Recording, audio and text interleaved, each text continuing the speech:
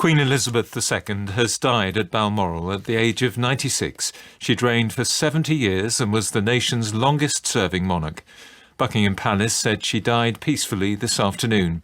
Senior royals had gathered at the royal estate near Aberdeen after concerns were raised about her health. The new King, Charles III, said the passing of his beloved mother was a moment of greatest sadness. The new Prime Minister, Liz Truss, said the country had grown and flourished under the Queen's reign. She added that Queen Elizabeth stood for the very spirit of Great Britain. The Labour leader, Sir Keir Starmer, paid tribute to the Queen as a symbol of unity, saying she stood not for what the nation fought over, but what we agreed upon. World leaders have also been paying their respects. The President of South Africa, Cyril Ramaphosa, said her commitment and dedication were an example to the entire world. President Zelensky offered his condolences to the UK on behalf of all Ukrainians. President Putin paid his respects to the new king, wishing him courage and resilience after his mother's passing. Thank you, Chris. Well, now to the Queen and the many prime ministers that she knew in her time as head of state. She was above party politics, but she did maintain close contact with whoever was the prime minister of the day. There was the weekly audience at Buckingham Palace and the annual visit by the prime minister to Balmoral. Winston Churchill was in office when she came to the throne in 1952, the first of 15 party leaders who would occupy Downing Street during her reign. And as our political editor Chris Mason reports, her grasp of issues and her wise counsel were valued by them all.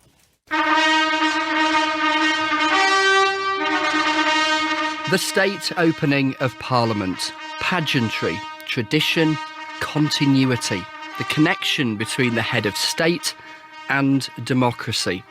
As a constitutional monarch, Queen Elizabeth could not direct government policy. Mr. Speaker, the Queen commands its Honourable House to attend Her Majesty at the House of Peers immediately. When MPs are summoned to attend the royal speech, the door to the Commons is ceremonially slammed in the face of the official sent to fetch them. Black Rod! Underlining the elected chamber's independence. For decade after decade, the voice and face, that of the Queen's, even though the words were not hers. They are written by the government. I pray that the blessing of Almighty God may rest upon your councils. Today is Victory in Europe Day. Outside Buckingham Palace, the crowds cheered themselves hoarse. 7 times during VE Day, the royal family appeared on the balcony. Her first Prime Minister was Sir Winston Churchill. As a young princess, she had celebrated VE Day alongside him. She was hugely fond of him. And the man who'd fought for her great-great-grandmother during the Boer War was proudly, even paternally protective of the new young Queen. I, whose youth was passed in the august, unchallenged and tranquil glories of the Victorian era, may well feel a thrill in invoking once more the prayer and the anthem. God save the Queen.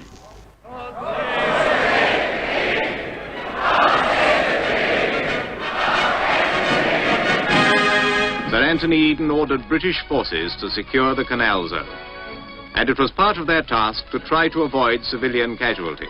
Next, it was Anthony Eden. His decision to use military force in 1956, after the leader of Egypt had nationalised the Suez Canal, brought humiliation and his own downfall. The UK was not the world power it was. But in the 1950s, the Conservatives had no mechanism for electing new leaders. From the palace, the Queen sent for Lord Hume to invite him to form a government. Both Harold Macmillan and Alec Douglas Hume were simply said to have emerged as Eden's successors. Potentially, it put the Queen in the uncomfortable position of having to choose between political rivals. Lord Hume accepted Her Majesty's invitation. He was now on his way to number 10 as Prime Minister, an office few people until recently ever thought would be his. The Britain that is going to be forged in the white heat of this revolution will be no place for restrictive practices. Harold Wilson was the Queen's first Labour Prime Minister and hugely valued his weekly meetings with her. But the fact that there is somebody different, separate, uncommitted, whose only concern is to see that Parliament and government reflect the decision of her people, that is something that one just doesn't have in presidential states. Key to the monarch's role being kept in touch with what the government was planning, to offer guidance and, if necessary, warning. Edward Heath said he found her experience invaluable. And Jim Callaghan sometimes, although not always successfully, sought her advice. I recall one occasion when I was perplexed about a particular problem, and I explained it to her, and I said, I really don't know what to do about this. What would you do? And she looked at me with a twinkle in her eye and said, that's what you're paid for. The Queen's own views were articulated in public very, very rarely indeed. And when they were, the words selected judiciously to avoid direct criticism. Take this speech to Parliament as Callaghan's government considered handing more power to Scotland. I number kings and queens of England and of Scotland and princes of Wales among my ancestors. And so I can readily understand these aspirations. But I cannot forget that I was crowned Queen of the United Kingdom of Great Britain and Northern Ireland. Where there is discord, may we bring harmony. When Margaret Thatcher became the UK's first woman to be Prime Minister, it was reported the Queen had privately suggested she was uncaring. Even if she did say it, all right, she may have felt something, but there was never any difficulty in saying anything to me. Any difficulty at all. As head of state, Her Majesty had regular access to the world's most powerful leaders, and successive prime ministers recognised how valuable that soft power was. The feeling in Moscow in the period I was there was just astonishing. It was actually like living with history. Tapping into her knowledge, assured of her complete discretion. But I have had quite a lot of prime ministers, and some stayed longer than others. They unburden themselves, or they tell me what's going on, or if they've got any problems. And sometimes one can help in that way too. A new dawn has broken, has it not? As Tony Blair's Labour Party swept into power, political change, constitutional continuity. Like the royal invitation to Balmoral, where the monarch and the head of her government could talk about matters of state, but also have a barbecue and share the washing up. You've just been having tea, have you? Yes, I just had tea with Prince Charles. Mm-hmm. It was very nice. Good. It was odd to get used to, as it were, that here was all these people you've grown up with as the royal family and the Queen, fussing around you and looking after you, and took a little bit of getting used to. There were hours of government paperwork, full of the details of everything from international financial upheaval.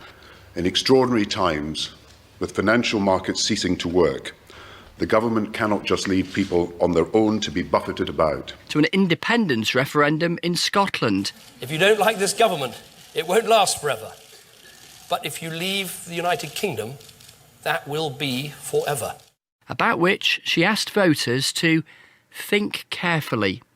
Leaving the European Union. The vote was held and the public gave their verdict. Brexit means Brexit. To a worldwide coronavirus pandemic. From this evening, I must give the British people a very simple instruction. You must stay at home. And a cost of living crisis for many. I am confident that together we can ride out the storm. Continuity at times of political change. 15 prime ministers, different people of different parties, from different ages. For 7 decades, the Queen worked with them all, at the heart of democracy, yet detached from it, providing advice, encouragement, counsel, continuity, and ever present for so long in a world of continuous change. Chris Mason, our political editor there. And that 15th Prime Minister, she saw her come in only 2 days ago. Many of you are writing in. Queen, obviously queen of everybody. You'll have your own thoughts on this evening. Ken wrote and said, I'm so sad for this day having come. Can't stop crying. He's someone who can remember the death of George VI. Someone else saying, the Queen was important because she reminded me of home, what she's given us, a sense of home. Another message from somebody saying, I'd like more on the horses. Robert Lacey is with us.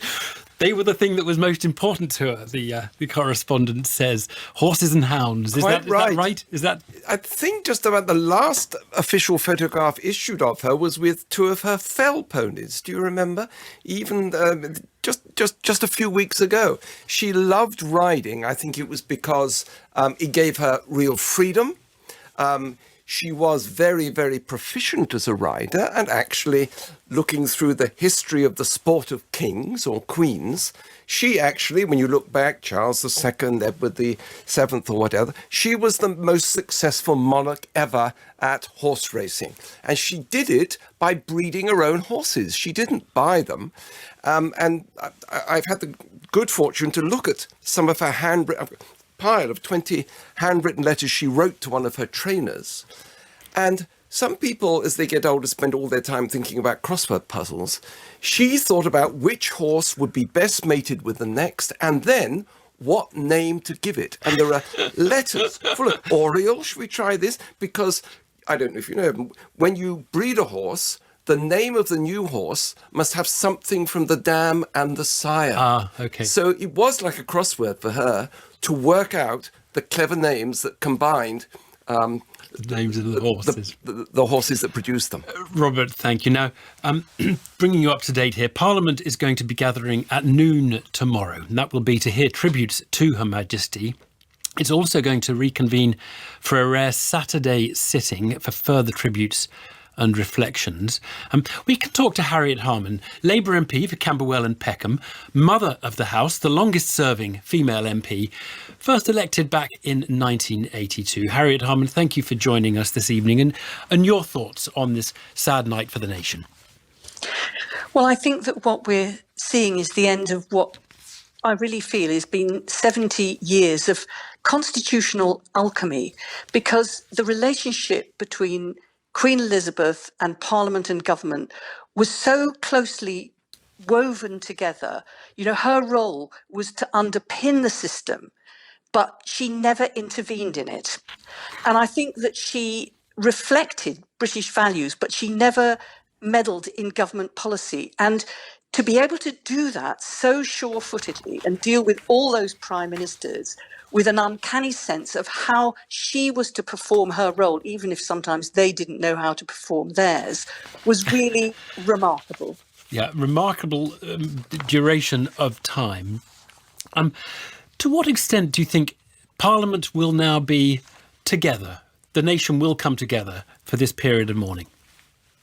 Well, I think across Parliament, everyone recognises how important the Queen's role is. And it's not just a ceremonial role, although she does the state opening of Parliament and reads out the government's programme. We vote on bills, but they don't become laws until the royal assent is given. So she is the guarantee of the system, but without meddling in it. And it is really, it's easy to take for granted how sure-footedly she's done that over the last 70 years, and a daunting prospect for King Charles. There are plenty of people, many of them in your party, Harriet, of course, who don't believe this is the right way to run a country, the right constitutional settlement. It's interesting to reflect that everybody, though, seems to have a personal respect for the way she made it or attempted to make it work. And I think that is absolutely right. And over so many years, when you think that she stepped up at the age of just 25, but still, and we saw in those pictures with her asking Liz Truss to form a government and become a prime minister, she was still sparkling right up until the end. And I think that endurance and that commitment is respected by everybody. But for those people who think, well, we shouldn't be in favour of positions that are taken on by birth, and we shouldn't be in favour of hierarchy and elitism.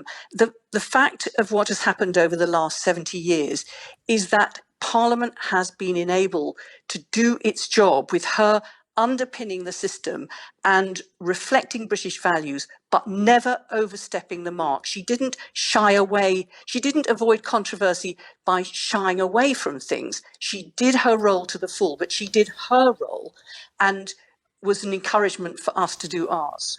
Harriet Harman, thank you very much. Thank you.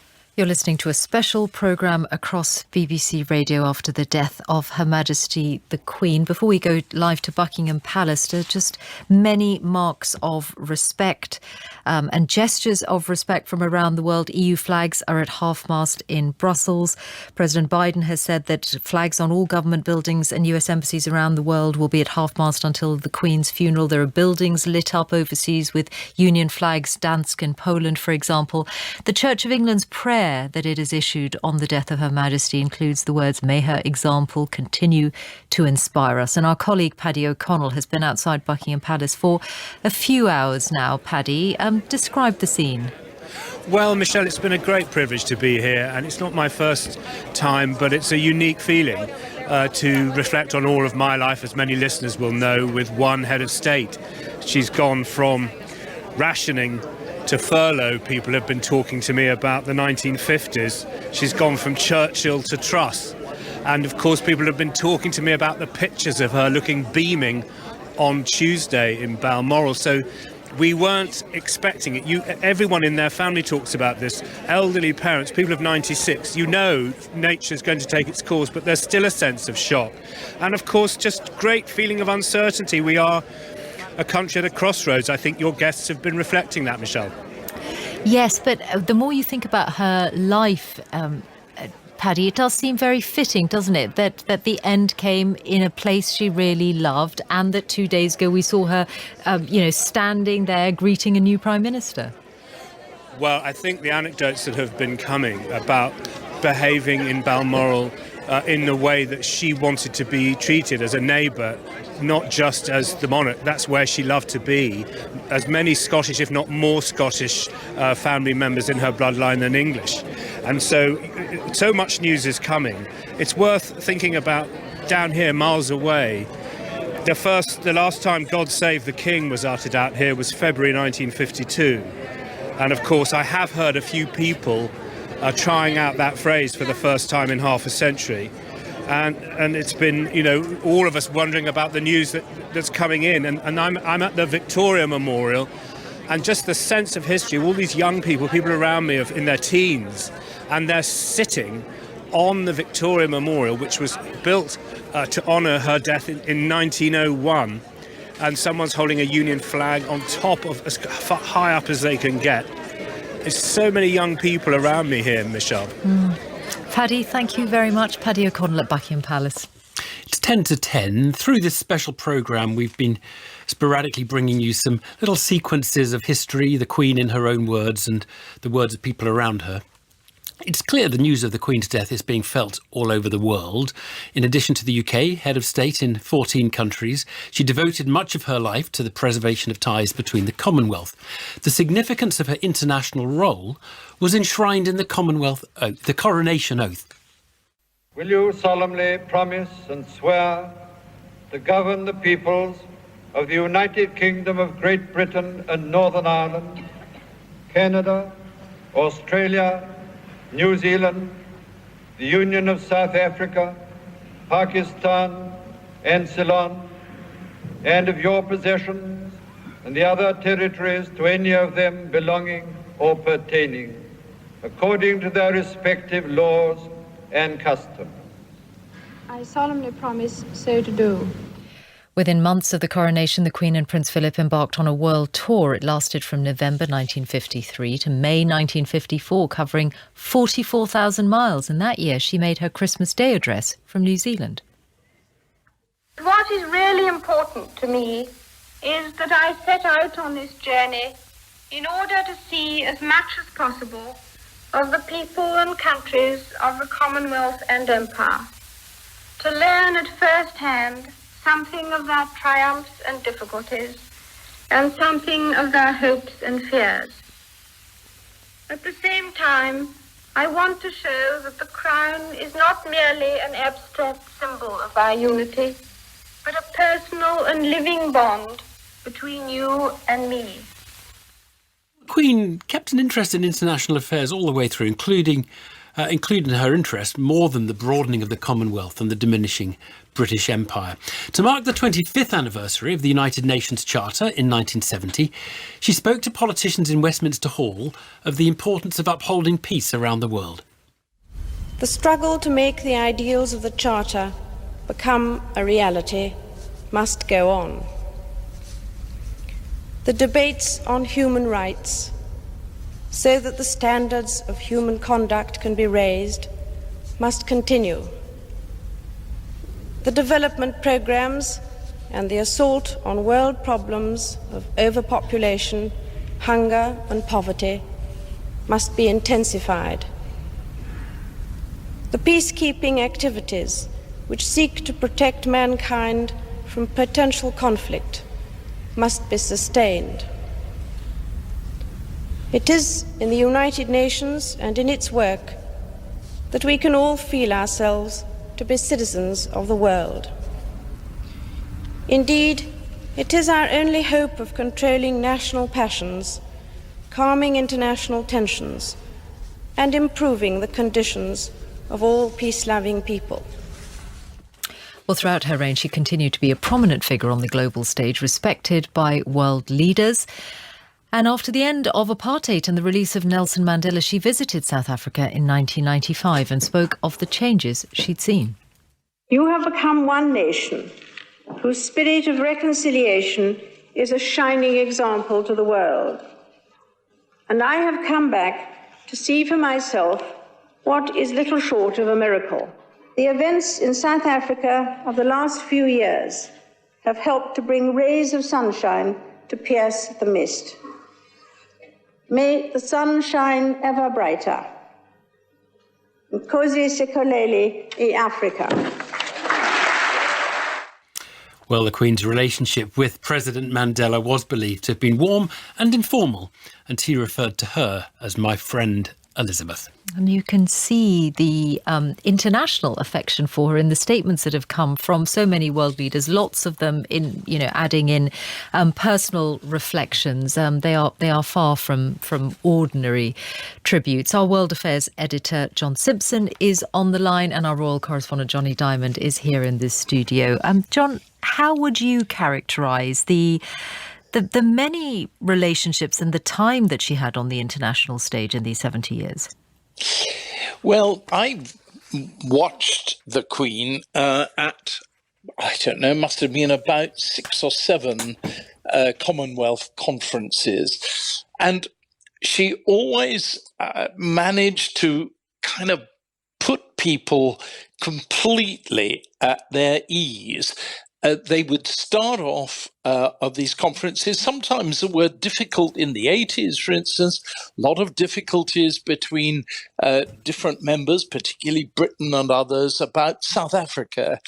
And the way in which she kind of added a calming influence on what were likely to be quite kind of passionate discussions was really impressive.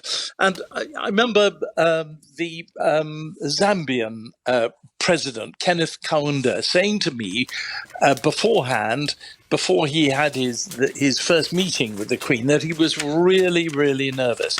He wanted to say various things that he felt that he ought to make, points that he ought to make. And somehow or another, this is what he said, she seemed to know all about it already, and she calmed the situation. She made him feel very much at home. His relationship with her was almost as close as Nelson Mandela's relationship with her later became. And she just had this constant use of her very considerable influence, only influence, nothing more than that, but always for peace, reconciliation, and a kind of general sense that there were better ways than shouting at one another to make the points they wanted to. And clearly tremendous skill in navigating these personal relationships and all the diplomacy and the trickiness that these occasions can involve. Johnny, of course, very recently it was Joe Biden's visit here, there was the G7 Cornwall summit, there was the very tricky Donald Trump visit not long ago.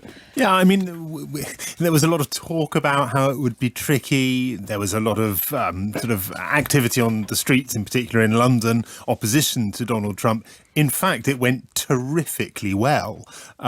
Yes, I mean, there was talk about breaches of protocol and whether or not he'd stepped ahead of the Queen, etc., etc. But it clearly went well because he overstayed when it came to tea with the Queen. And he pronounced himself delighted by it. And we heard later that, of course, that she was one of the great draws to bring him here. But looking back on the international role, what you see is, in her footsteps, the step changes in history as well. The visit to Germany, as Germany came into the fold after the Second World War, a visit was greeted with enormous enthusiasm.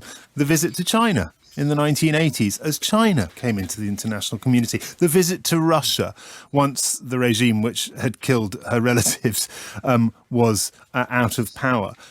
But for one visit, to pull one out, I would say, in particular when it comes to these islands, it would be the Irish visit, the visit to the Republic of Ireland in 2011. A visit that was initially destined to be just a couple of days. It turned into a 4-day visit, we gather, at her insistence.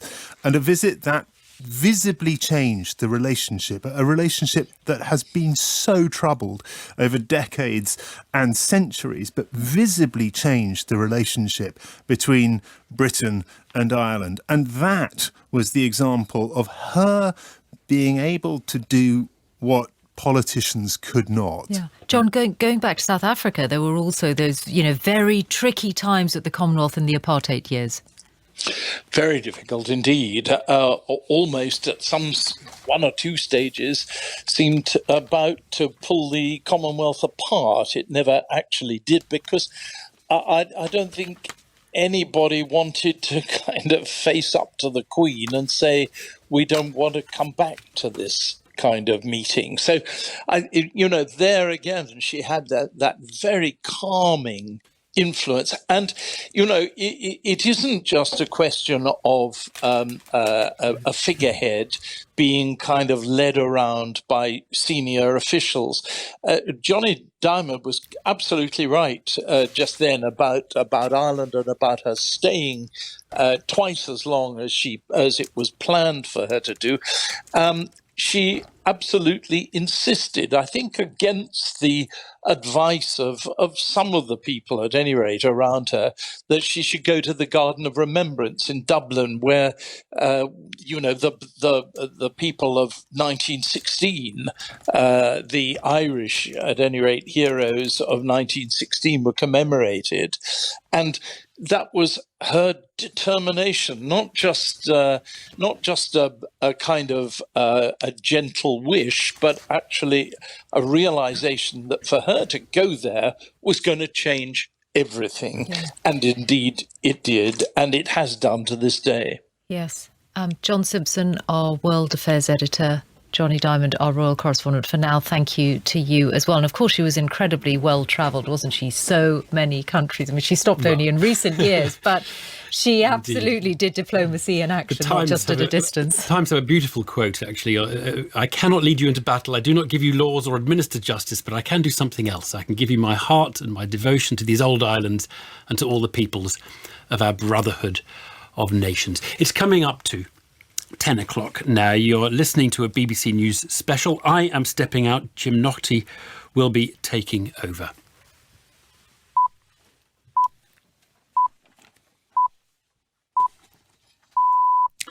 It's 10 o'clock. You're listening to a BBC News special with Michal Hussain and James Naughtie to mark the death of Queen Elizabeth II. We'll be continuing to remember the Queen's life, and we'll hear from those who have observed close up that long reign. First, Chris Aldridge with a summary of the news. Buckingham Palace has announced that Queen Elizabeth II, Britain's longest-serving monarch, has died at the age of 96. In a statement, officials said she passed away peacefully at Balmoral Castle, ending her reign of 70 years. Senior royals had travelled to be with her earlier after the palace announced that doctors had expressed concerns about her health. World leaders have been sending their condolences to the royal family. Our political correspondent Ione Wells reports. Tributes have poured in from across the political divide. The Prime Minister, Liz Truss, has described Her Majesty Queen Elizabeth II as the rock on which modern Britain was built. She ascended the throne just after the Second World War. She championed the development of the Commonwealth from a small group of 7 countries to a family of 56 nations, spanning every continent of the world. We are now a modern, thriving, dynamic nation. She was the very spirit of Great Britain. The leader of the opposition, Sir Keir Starmer, said the nation will always treasure her life of service and devotion, and said above the clashes of politics, she stood not for what the nation fought over, but what it agreed upon. The late Queen has been simply the Queen, the only Queen. Above all else, our Queen. As we mourn her loss, we should also treasure her life, our longest serving and greatest ever monarch. The Liberal Democrat leader, Sir Ed Davey, called the Queen an ever-fixed mark in our lives. And the SNP leader, Nicola Sturgeon, said her life was one of extraordinary dedication and service. Scotland loved, respected and admired her. And by all accounts, Her Majesty was really happier than when she was here in Scotland at her beloved Balmoral, a fact I have been privileged to observe personally. I hope it will be a source of comfort to her family that she spent her final days in a place that she loved so much. Former Prime Ministers have all paid their tributes, with Boris Johnson calling today the country's saddest day, and Theresa May saying she was admired not just by her own people, but far beyond our family of nations. Queen Elizabeth II was respected around the world, and her devotion to duty, she gave a lifetime of service. This was an inspiration to us all. But of course, we mustn't forget, while we're thinking of our own memories of her, that she was a mother, a grandmother and a great-grandmother, and my thoughts and prayers are with the royal family. That is reflected in the tributes that have also poured in from international politicians too, with President Macron of France calling her a friend of France, and President Zelensky of Ukraine extending his condolences to this irreparable loss. The crown passes immediately to her son Charles, who will be officially known as King Charles III.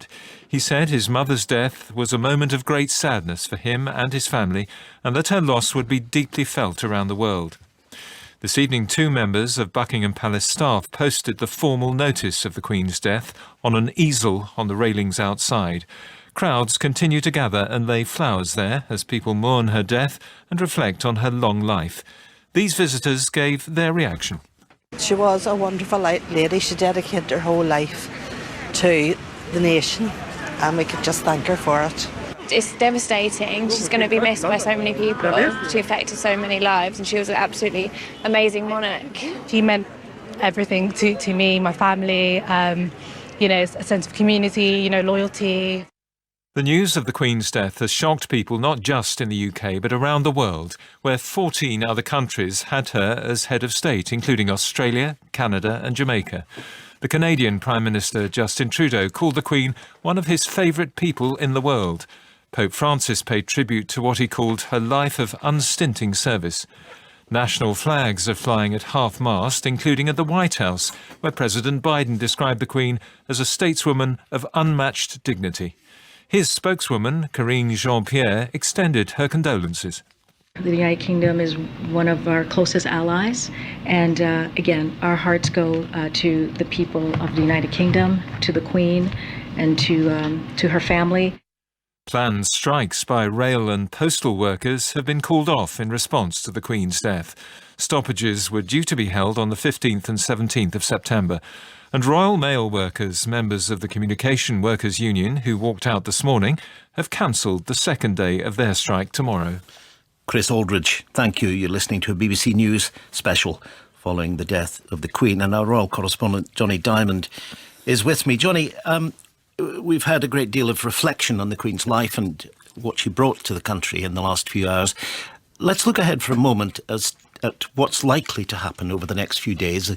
Clearly, there are detailed plans. They've not been officially announced yet. Can you give us a feeling for the shape of what lies ahead? Well, James, there are two interlinked paths now.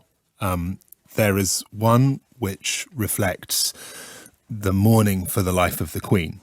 That will focus at first on Balmoral and Scotland, and then at some point I think the expectation is that the focus will change and move to the capital here, to London. And obviously there have been extensive preparations for a period of mourning and then eventually for a funeral. And that will take place over the next few days. The second path is about looking to the future, and it is about the new king.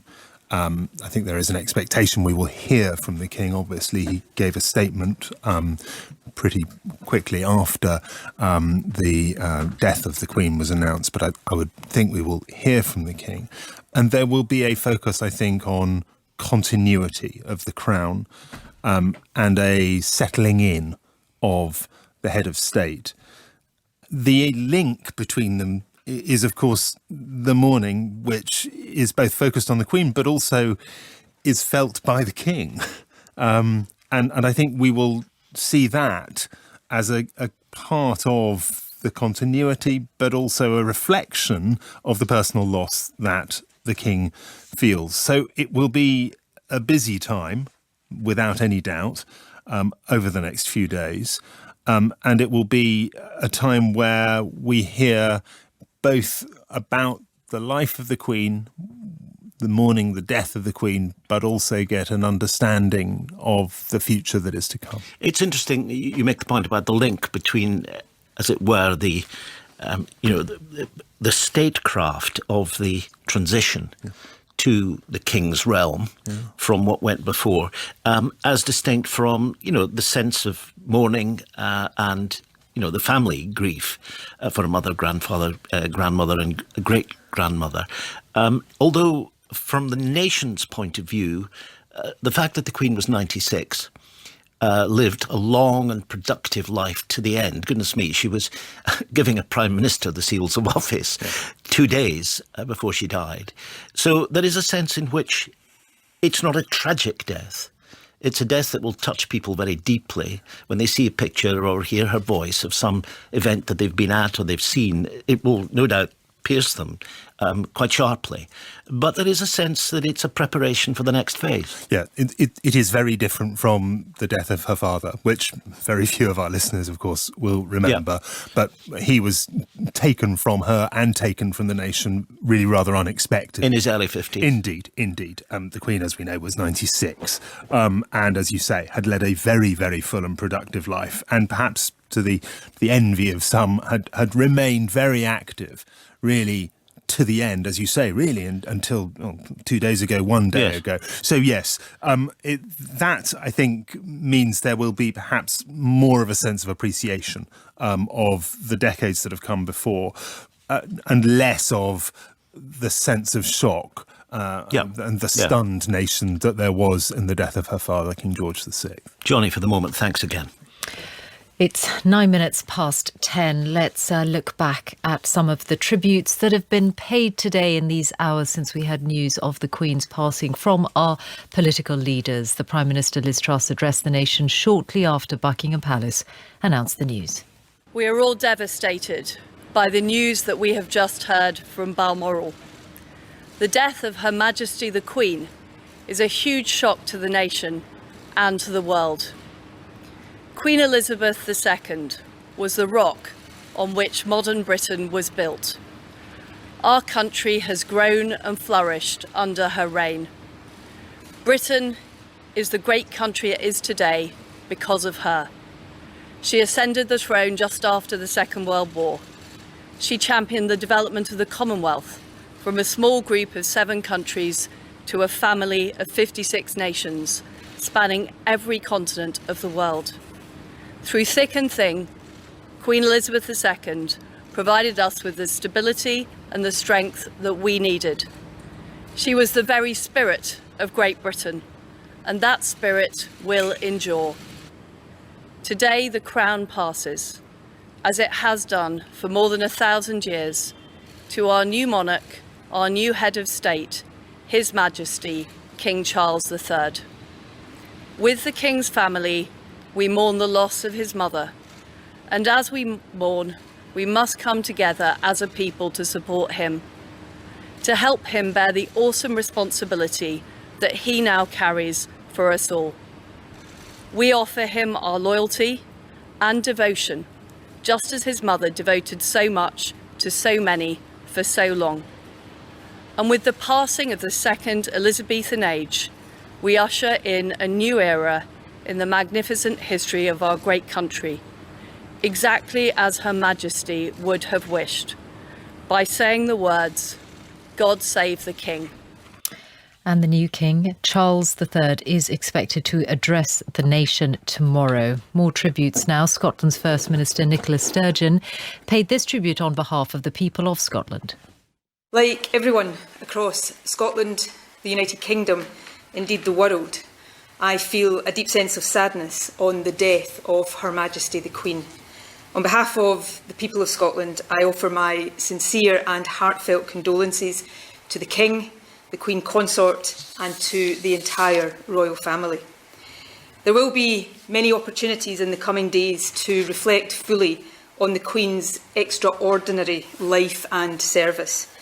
For more than 70 years, Queen Elizabeth has been the great constant in our national life.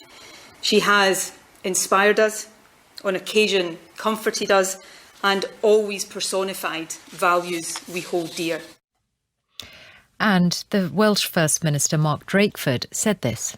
It is with great sadness that we learn today of the death of Her Majesty Queen Elizabeth II. She has been the only monarch that most of us will remember, and today the country feels an immense loss. Throughout her long and exceptional life, as our longest reigning monarch, Her Majesty firmly upheld the values and traditions of the British monarchy.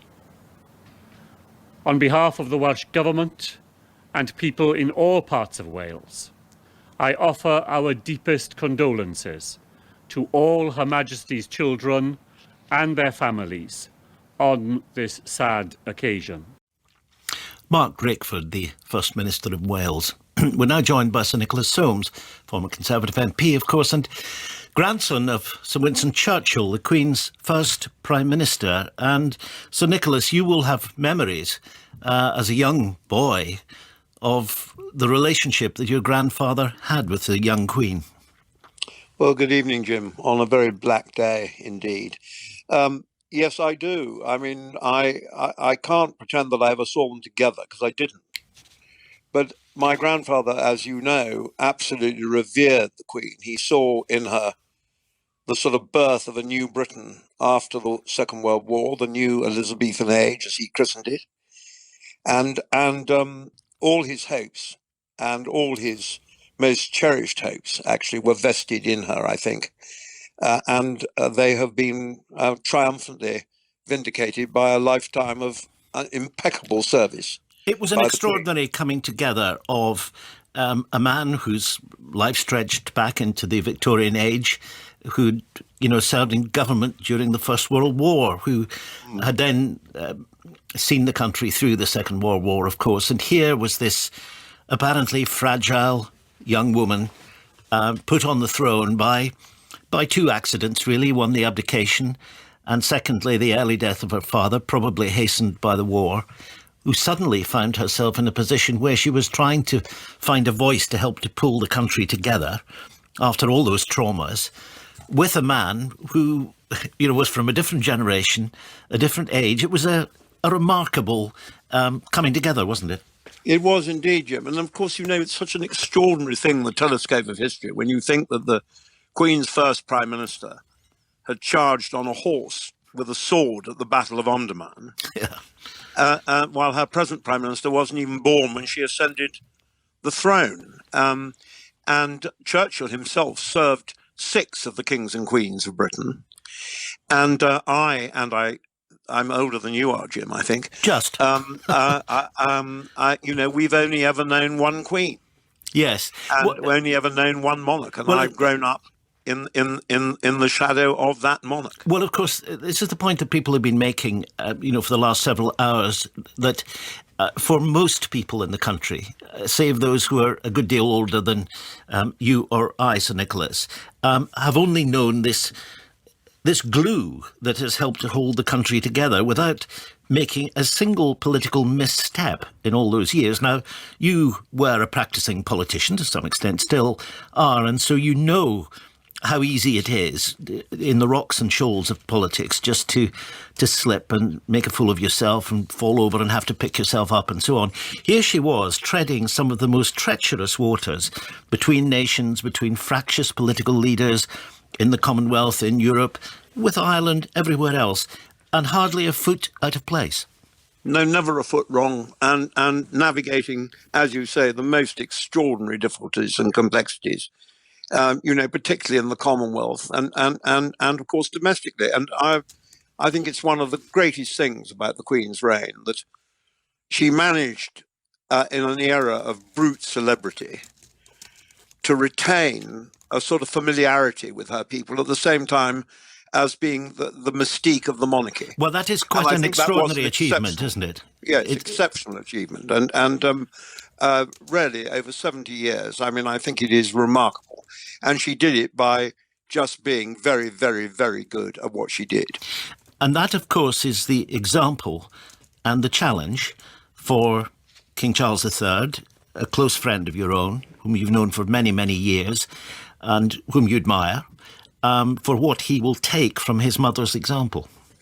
Well, he will take from his mother's example. He's been very well prepared indeed for this sad and black day.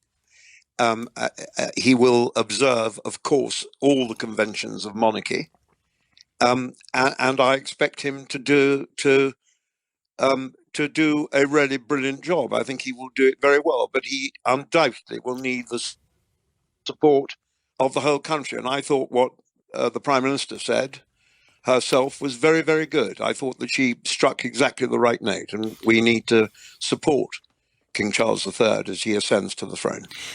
To what extent do you think that he has absorbed the most important lessons of statesmanship, which he's now going to have to exercise, that ability to be at once familiar to the nation, someone to whom the nation can, look to for guidance and for support in times of trouble, and yet retain a kind of distance, which was, as you pointed out, one of the great achievements of the Queen, to be a friend and yet to be someone who was just a slight step away.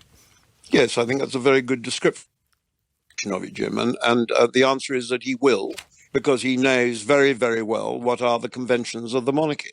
And he's seen how brilliant his mother was at it, and I'm quite sure that he will be exactly the same.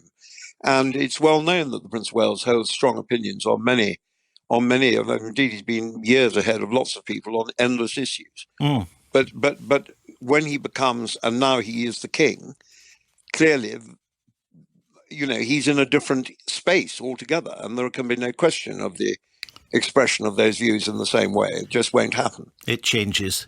And I don't know, it must be daunting. You made the point, Sir Nicholas, that the Prince of Wales as we knew him, King Charles III as we now know him, has obviously known this day would come. He's prepared for it intellectually in all kinds of practical ways, thinking about how you run the show, whether it should be slimmed down or all these things. Of course he's thought about it, and yet today we shouldn't forget that this is a moment of personal transition which has a great deal of sadness in it. I think that's completely true, Jim. And, I think it's worth reflecting that the Prince of Wales is a dutiful son to a much-loved mother. He lost his father last year. It's not been a great time. And I think he inherits and ascends to the throne at a very, very difficult time for this country. And I am confident that everything that he has learnt from his mother's reign, he will apply diligently and student. I mean, there's no one I know who works as hard as the Prince of Wales does. I mean, he's so committed to so many excellent causes to which he devotes an enormous amount of time. And I think he will be a very, very wise, sage, sensible king, and just the right person, I think, to ascend to the throne at this time. But I don't think one wants to in any way forget that this is a very difficult time indeed. Sir Nicholas Soames, thank you very much for joining us. You're listening to our special programme across BBC radio stations with James Naughtie and Michelle Hussein. Let's turn to the Queen and her religious faith. She was a person of great faith. She was a committed Christian. We've heard about that already this afternoon, and she was also interested in the UK's other faith communities as well. Stephen Cottrell, the Archbishop of York, joins us now. Good evening, Archbishop. Good evening. I remember speaking to you really not so very long ago on the day of the St Paul's service to commemorate the Platinum Jubilee. What are your thoughts on the passing of Her Majesty? Well, yes, I do remember that very happy day, but also I suppose that was the day, wasn't it, when we first realised that, something was up and the Queen's health was deteriorating. And I've just come back from York Minster where we cobbled together. We didn't even start planning the service till just after 7. The service took place at 8:30. And it was amazing how many people kind of in a very short space of time gathered together for a simple service of prayer and thanksgiving for the Queen's life. And I suppose we're all feeling a bit of shock really at the moment, first of all, as we know in our own families, and now we're experiencing it as the family of our nation. When someone dies, even if you know that death is approaching, it's still a terrible shock. So yes, we're shocked, but at the same time, we're very thankful. Her reign has been happy and glorious, and she represents a continuity and a stability, the likes of which I don't suppose any of us will ever see again. So yes, shock, obviously sorrow, but also profound thanksgiving, and probably most of all, as we gathered in York Minster this evening and offered prayer for the repose of her soul, for King Charles, for our nation, I think I was reminded of her great Christian faith. So as well as shock, as well as sorrow, as well as thanksgiving, also hope, that she lived and died in the hope of the Christian faith. And our world needs that hope, and we have much to learn from the example of her life and service. Yes, I mean, certainly her religious faith was very important to her, and she'd spoken publicly about how it had sustained her at difficult points in her life, bereavement, for example. Remind me, did you get... I was going to say get to know her personally. I mean, she's the Queen, so there's, as someone described earlier, there's like an invisible moat around her. But through the course of your work, did you get to spend time? I did. Yes, I did a bit. I can't pretend that I knew her well. Of course, I didn't. But I think what I did discover was there's been a long tradition which she inherited from her father, which carried on until only a year or so ago. That in January, when she was always in Sandringham, she would have a house parties at the weekends, and always a bishop was invited. And you knew when you became a bishop that you would get an invite, and sure enough, I did. And it was I was very nervous going to stay that weekend. But what impressed me over the course of the weekend, where I have to say, great fun, it was a time of great joy, was her Christian faith. And the reason I was there was, yes, as a guest alongside other guests, but also there to be the person who led the prayers, to preach in Sandringham Parish Church on Sunday morning. And so what I saw in her that weekend was, oh goodness, this is a person whose faith really matters to them. In fact, I've since then said on many occasions, you can't really understand the Queen and her great sense of duty and service to the nation, her understanding of her place as Queen as a vocation. You can't understand that without understanding her Christian faith, which is why, as I say, although we're shocked, although we're sorrowful, I am also praying tonight in thanksgiving and hopefulness for the repose of her soul. You know, the Christian prayer when someone dies is always, may they rest in peace and rise in glory. She believed that. And, you know, I suppose I want to say, again, to myself, to the people I'll be serving in our nation in the coming days, that this life is not all that there is. This life, however glorious it is, or indeed however hard it is not all that there is. There is more. And she knew that, and she lived by that. And in that hope, she died today in that hope. And of course, you won't be surprised to hear me say, at a time of challenge for our nation, of transition in all kinds of ways, I think we need that hope.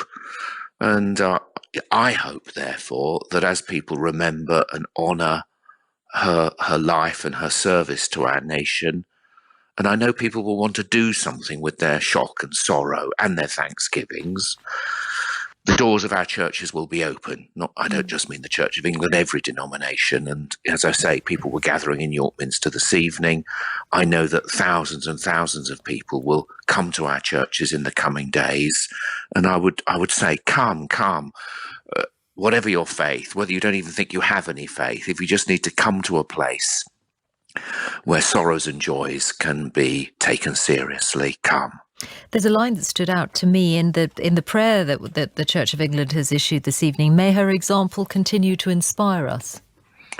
Yes, and that's precisely what my prayer has been, because, as I say, her life, it's a strange thing to say, really. We've got someone whose life was unimaginably different to all of our lives, yet it actually was a life of simplicity, of dedicated service. I mean, only 2 days ago, she was, receiving the new Prime Minister in Balmoral, and there's wonderful photos which I think we're all going to treasure as the last images most of us will have seen of her. With a twinkle in her eye and a smile, doing her duty. I'm sure it'll be quoted many times in the coming days. The pledge she made in 1947, aged just 21, that whether her life would be long or short, it would be a life of service. Pledging herself to the life of our nation. Now, those are sometimes called old-fashioned values, these values of service and dedication and duty. I think of them as Christian values. I think they're what our world and our culture really, really needs. And so, yes, her example is something that we can all learn from, whether we think of ourselves as a Christian or not. Though, as I say, I would say, I don't think the Queen's service, example, faithfulness makes sense without her knowing that even she, the Queen, bent the knee somewhere else to our Lord Jesus Christ. Archbishop, thank you very much. Stephen Cottrell, the Archbishop of York. 10:30 now. We can go to North East Scotland. We were hearing about Balmoral from the Archbishop a moment ago, and our correspondent James Shaw is up in the North East, where, of course, the family has gathered at Balmoral. That place, James, you and I were there together on Tuesday for that moment at which one Prime Minister gave way to another, with the Queen taking the hand of each of them. That place where the family have gathered it's not just a place that she goes in the summer, some sort of cottage to get away from it all. I don't mean the fact that it's a castle rather than a cottage, but as a place, she was embedded in it, wasn't she? The surroundings, the countryside, the tranquility, and the privacy and community.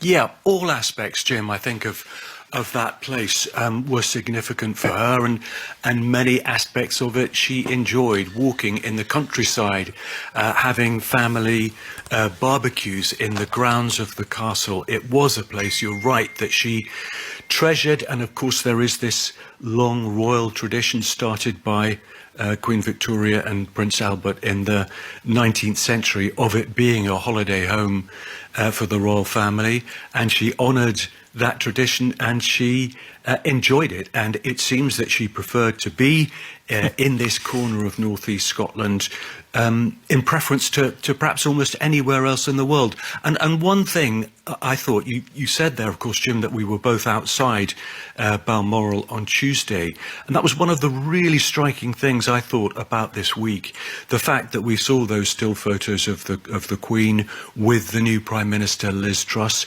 and in those photos she looks alert, she looks as if she is focused on what is happening, perhaps even enjoying the significance of that event, still doing her duty, almost up to the last hour of her life. I mean, I think that is really extraordinary. I don't know if there is any parallel for that in the history of the royal family, but I think that's one of the things that will really stay with me from this week, is the fact that she was still doing her job, doing her duty, right up until the last week of her life. And Balmoral, of course, is a place of mourning tonight. The family has gathered.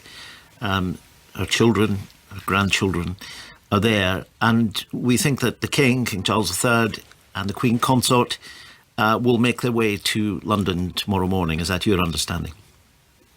That's what we've been told. I think there was indeed an official announcement earlier on today, Jim, just, saying that the family, the senior members of it, many members, the closest members of the Queen's family are at the castle tonight, and that King Charles and the Queen Consort Camilla will travel to London tomorrow. We don't know the exact timing of that, when they will leave, and when other members of the family will leave Balmoral. Perhaps they will want to stay there for a while because of that tranquility, the peace that you talked about, which is going to be in contrast to the momentous, the huge ceremonial, sombre events that are going to be happening over the next 10 days in London, in other parts of the United Kingdom. So maybe they will treasure the moments of tranquility which they are experiencing, of course, alongside the deep mourning that family is in this evening and tonight. James Shaw in the Northeast, thank you very much. And of course the details of those events to which James referred have not been issued formally yet by Buckingham Palace, and it's expected in the next few hours, perhaps by tomorrow morning, we will know the shape of the national mourning which is to take place. We know it will obviously culminate in the funeral of the Queen, but the details of what is planned, meticulous planning has gone into a series of events which will unfold in the coming days. We wait to get the details. It is just after 10:30 now. Chris can bring us all the reaction, the tributes and the developments. Britain's longest reigning monarch, Queen Elizabeth II, has died at Balmoral at the age of 96. Her eldest son, who's now become King Charles III, said this was a moment of great sadness. Liz Truss described the Queen as the rock on which modern Britain was built. The Labour leader, Sir Keir Starmer, said she was a symbol of the best of us. The Liberal Democrat leader, Sir Ed Davies, said the Queen represented duty and courage, as well as warmth and compassion. Political and religious leaders around the world have been sending their condolences. President Biden described the Queen as a stateswoman of unmatched dignity and constancy. Flags over the White House and the Capitol building are flying at half-mast. The Russian President Vladimir Putin said she had rightly enjoyed the love and respect of her subjects. Pope Francis praised the Queen's steadfast faith. People have been leaving flowers at the gates of Balmoral, and a crowd of tens of thousands has gathered in front of Buckingham Palace. About 50 black cabs line the Mall under dark and rainy skies as a mark of tribute to the Queen. Chris, thank you very much. Let's join our political editor, Chris Mason, now. It's about, just over 4 hours since we had the news of the Queen's passing from Buckingham Palace. And Chris, it was not long after that we heard from the Prime Minister. And we've heard from several of her predecessors over the course of the evening, all with their own tributes.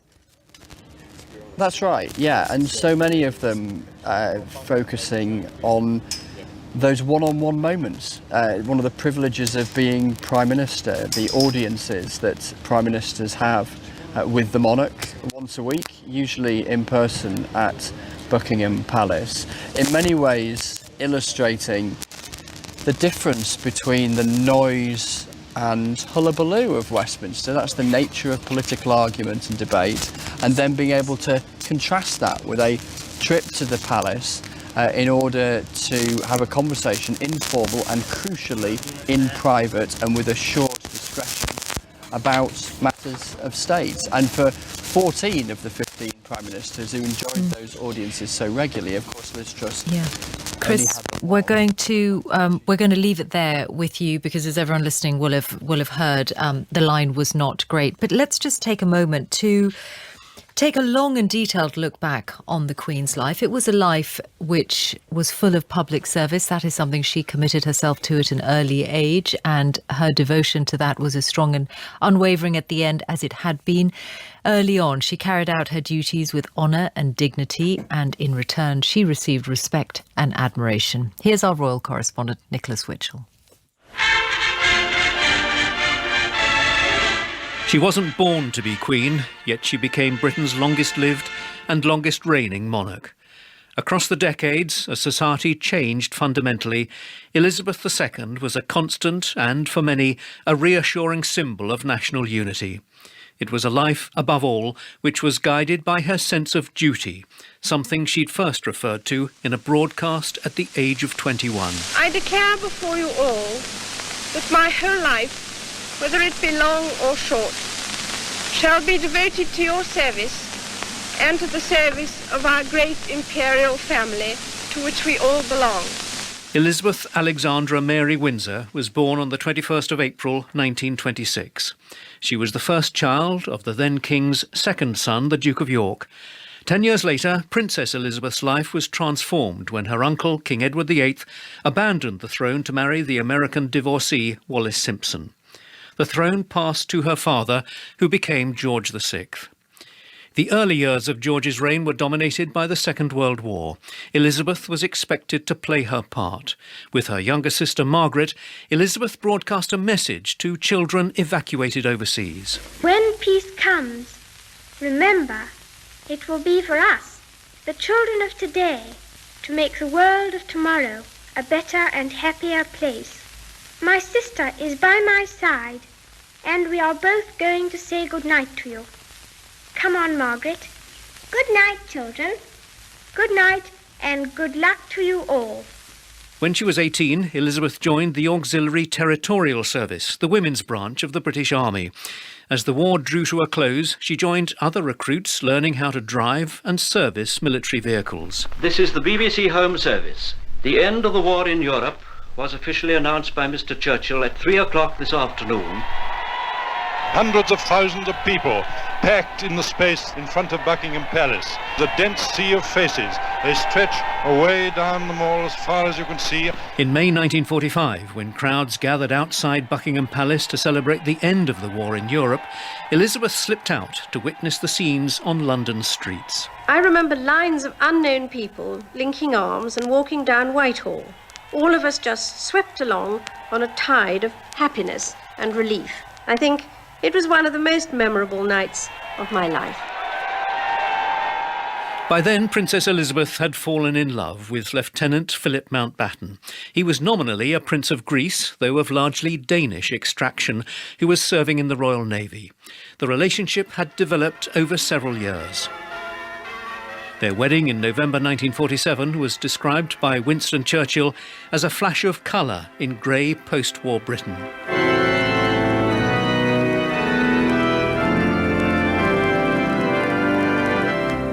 And as the wedding march peals out gaily through the Abbey, the procession of the bride and bridegrooms moves now down through the 2,000 guests who are standing here, bowing as the procession passes towards the Great West Door. The early years of their married life were relaxed, but that ended unexpectedly in 1952.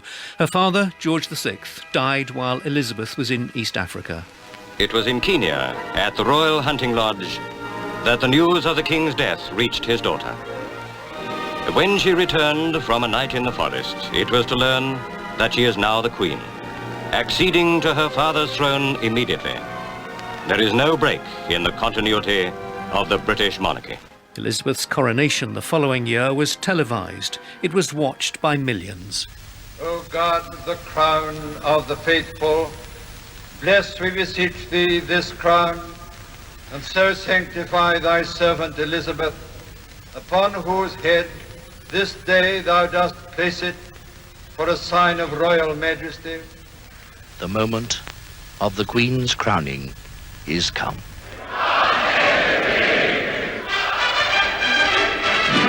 She became queen at a moment of immense change. Britain was recovering from the Second World War. The empire her ancestors had once ruled over was disappearing, to be replaced by the Commonwealth. In Britain in the 1960s, as society evolved, public attitudes to the monarchy changed. To combat the impression of a distant institution, the Queen was persuaded, not least by her husband, to allow television cameras to show her and her family, by now she had 4 children, at work and at play. The film Royal Family was groundbreaking. Yes, ma'am. So, do you think you could bring up those papers that I was looking at yesterday? It gave a glimpse behind the scenes. Well, it seemed to me there was much too much about history in it, which obviously they know. Yes. Her own history. Perhaps there wasn't enough about trying to say thank you for, what they'd done.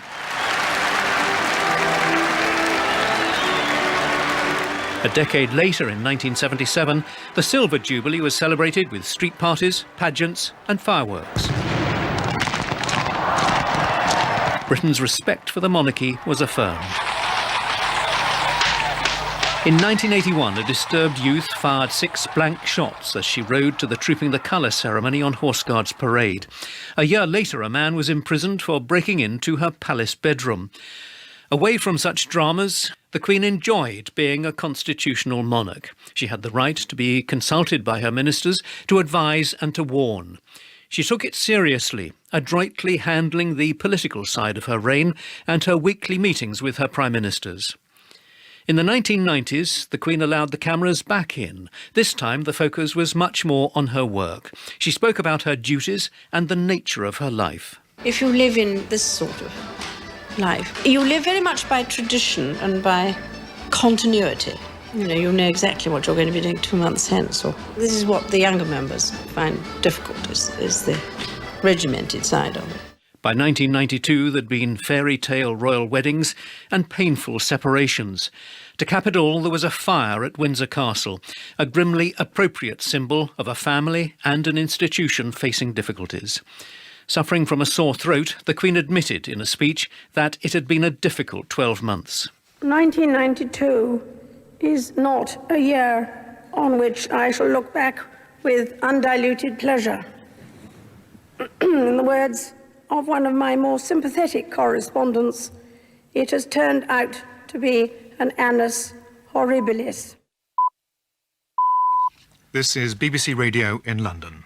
According to the French news agency, a French government minister has said within the past few minutes that Diana, Princess of Wales, has died. The death of Diana, Princess of Wales, in a car crash in Paris in 1997 shook the country and the monarchy. It was the Queen's most difficult week. She was accused of being out of touch when she stayed at her Balmoral estate in Scotland, caring for the young princes, William and Harry. When the Queen did return to London, she delivered an unprecedented live broadcast on the eve of Diana's funeral. I, for one, believe there are lessons to be drawn from her life and from the extraordinary and moving reaction to her death. I share in your determination to cherish her memory. Her 50 years on the throne were marked in 2002. The year began with sadness, with the death of her mother and her younger sister, Margaret. The Queen had little time to mourn, though, as a major programme for her Golden Jubilee took her around the country. People turned out in their thousands. Once again, the cynics were proved wrong. One of the highlights of the Jubilee was a pop concert inside the grounds of Buckingham Palace.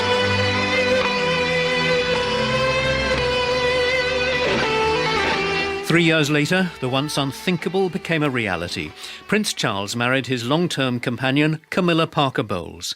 The Queen didn't attend the civil wedding ceremony, but she was present for the blessing at Windsor Castle. A year later, the Queen celebrated her 80th birthday.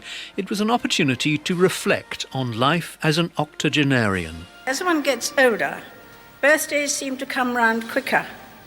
They are therefore less obviously excuses for wider celebration than personal moments to count one's blessings. As Groucho Marx once said, anyone can get old. All you have to do is to live long enough. She'd become the most travelled monarch in British history, making official or state visits to more than 100 different countries. Many were memorable. This was Australia a few months after her coronation. She'd come a long way, that little lady. And all Sydney could think of was making that long journey worthwhile. Others were groundbreaking. To West Germany in 1965, helping to heal relations after the Second World War. She also went on to visit China and Russia. Much of her foreign travel was to the countries of the Commonwealth, the association of nations which she championed throughout her reign.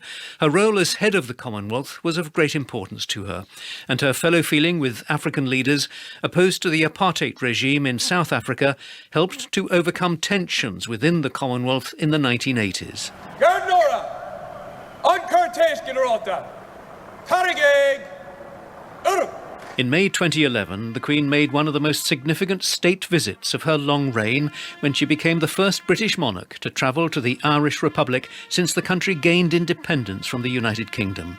In Dublin, she spoke of the painful legacy the two countries shared. We could never forget those who have died or been injured and their families.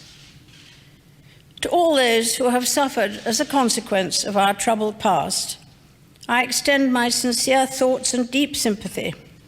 With the benefit of historical hindsight, we can all see things which we would wish had been done differently, or not at all. A year later, she shook hands for the first time with Martin McGuinness, then Northern Ireland's Deputy First Minister, who'd once been a senior member of the IRA.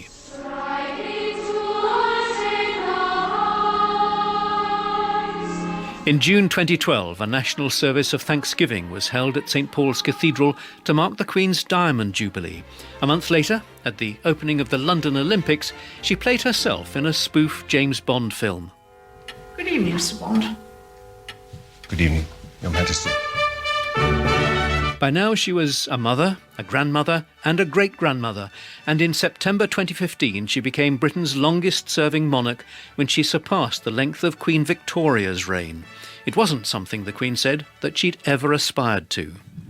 Inevitably, a long life can pass by many milestones. My own is no exception. But I thank you all, and the many others at home and overseas, for your touching messages of great kindness. She continued with her public duties well into her 90s. There was further family turmoil. Prince Andrew was forced to withdraw from public life over his ill-judged friendship with a convicted American sex offender and allegations, strongly denied, that he'd assaulted a 17-year-old girl. And the Sussexes, Harry and Meghan, decided that they wanted to step back from royal life. They were unsettling moments, presided over by a monarch who showed that her sense of commitment was undiminished. It was evident again during the coronavirus pandemic of 2020. The Queen, in isolation at Windsor for her own protection from the virus, broadcast a reassuring message to the nation. We should take comfort that while we may have more still to endure, better days will return. We will be with our friends again. We will be with our families again. We will meet again. Her personal resilience was tested in the spring of 2021 when her beloved husband Philip died 2 months short of his 100th birthday.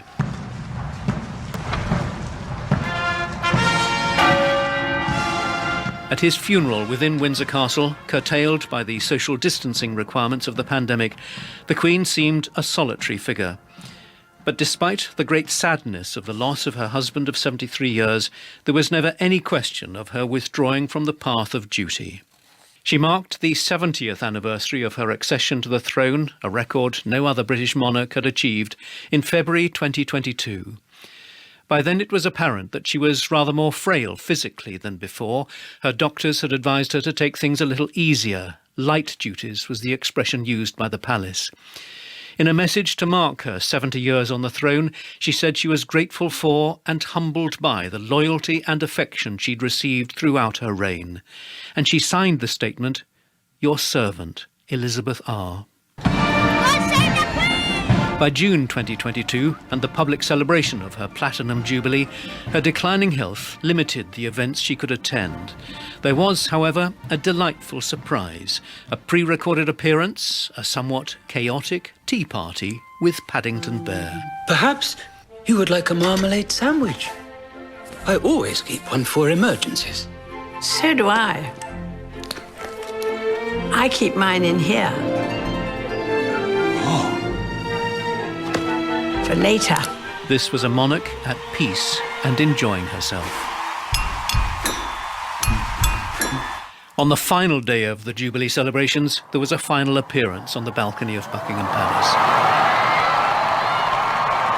The national anthem was sung. A much-loved monarch acknowledged the many thousands who'd waited to greet her. The crowds cheered, but finally it was time to go. The Queen turned to depart from the balcony on which she'd first been seen as a baby in June 1927. There was an unspoken feeling that an era was drawing to a close. For decade after decade, Elizabeth II embodied the strengths of a constitutional monarch, a steadfast and reassuring presence in a constantly shifting world, representing a changing kingdom to itself and to the wider world. Hers was a life guided by Christian faith and by the unfaltering sense of duty to which she'd pledged herself on her 21st birthday. It was something she'd reflected on during her Silver Jubilee in 1977. When I was 21, I pledged my life to the service of our people, and I asked for God's help to make good that vow. Although that vow was made in my salad days when I was green in judgment, I do not regret nor retract one word of it. Voice of the Queen at her Silver Jubilee in 1977. That was Nicholas Witchell, a royal correspondent, and some of the highlights of a royal life. You will realise that all national BBC radio stations have been brought together for this special programme reflecting the life of Her Majesty Queen Elizabeth II, whose death was announced a few hours ago by Buckingham Palace. And with us in the studio is Giles Brandreth, former MP, writer, broadcaster and friend of the late Prince Philip. Initially, Giles, you knew him through a charity and then you got to know him and the Queen. It's fascinating to hear her talk about, her salad days when she was green in judgment. And really, it feels like, was she ever like that? It seems like her judgment was so finely tuned throughout her life. She was a remarkable person, wasn't she? And a remarkable person for so long. I mean, she was very much, in my view, the best of people, and she always saw the best in people. She had a very happy childhood and was always grateful to that. Her mother, everyone was charmed by her mother. She loved her mother. The Queen adored her father, but she felt, I think, that she learnt kingship from her grandfather, George V, who was the king during the First World War, and whose death back in 1935 was the first sort of serious death that she as a little girl confronted. And she was interested in history. She learnt British history. She was conscious her favourite home, along with Balmoral, was undoubtedly Windsor Castle. And she loved being there. And she was aware that that was the history of the British monarchy, built, after the Norman conquest by William the Conqueror. Every sovereign from that time onwards had spent time at Windsor Castle. And so she knew that she was part of this heritage. She seemed to take it with such an even keel. She was always very even, very calm, very good-humoured. There was a lightness of touch about the Queen, but to see her and Prince Philip together, they were an extraordinary double act, because he was dynamic, thrusting, forward-looking, whereas she was naturally quite conservative. I asked her private secretary about that once. I said, is she quite conservative? He said, no, not conservative with anything but a small c. She does follow precedent. She likes things to be done the way they were, as a rule. But the reason she goes quite slowly, it's deliberate. She believes she should walk at the pace of the slowest person in the kingdom, so that no one in this country should ever feel left behind. It's very interesting to hear you say that she learnt kingship from her grandfather, because this would have been the period between the age of about 10, when when it was obvious that the line of succession was changing, till the time that she became queen. But the model that she had then as a monarch was a monarch of a different age compared to hers. Totally different age. And she was quite serious, I think, as a young person. I mean, her sister was allowed to be the playful one, whereas the Queen was serious. Right from an early age, she adored horses. She had little model horses, as well as her own ponies, given to her by her grandfather. But she, famously, she wrote an account when the old king died, and then there was the abdication, which caused trauma in the family. She wrote an account for her parents, at her father's suggestion, of their coronation for her parents, in her own beautiful handwriting. And she recorded how, going to the abbey, the carriage had been quite jolty at first, but we got used to it. And I think getting used to it was what it was all about. She used to say, well, the crown is very heavy, you know. If you leant forward, you topple over. But so she wore it, the state crown, when doing her work, sitting in her drawing room, literally slippers and dressing gown on, and the crown on top, in order to get used to it. She took her duty very seriously. That was her life, driven by duty, sustained by faith, and kept happy by those passions, her dogs and her horses. And a very solid marriage. Charles, thank you very much. Charles Brandreth. What a lovely anecdote.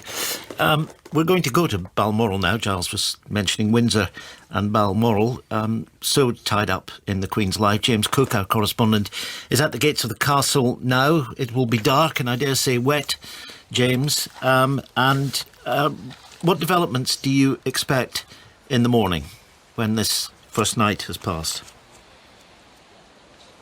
Well, the first thing to say is that the King himself is spending the night here at the Balmoral estate, this place that was so special to the Queen, a place that she is said to have perhaps loved more than any other place.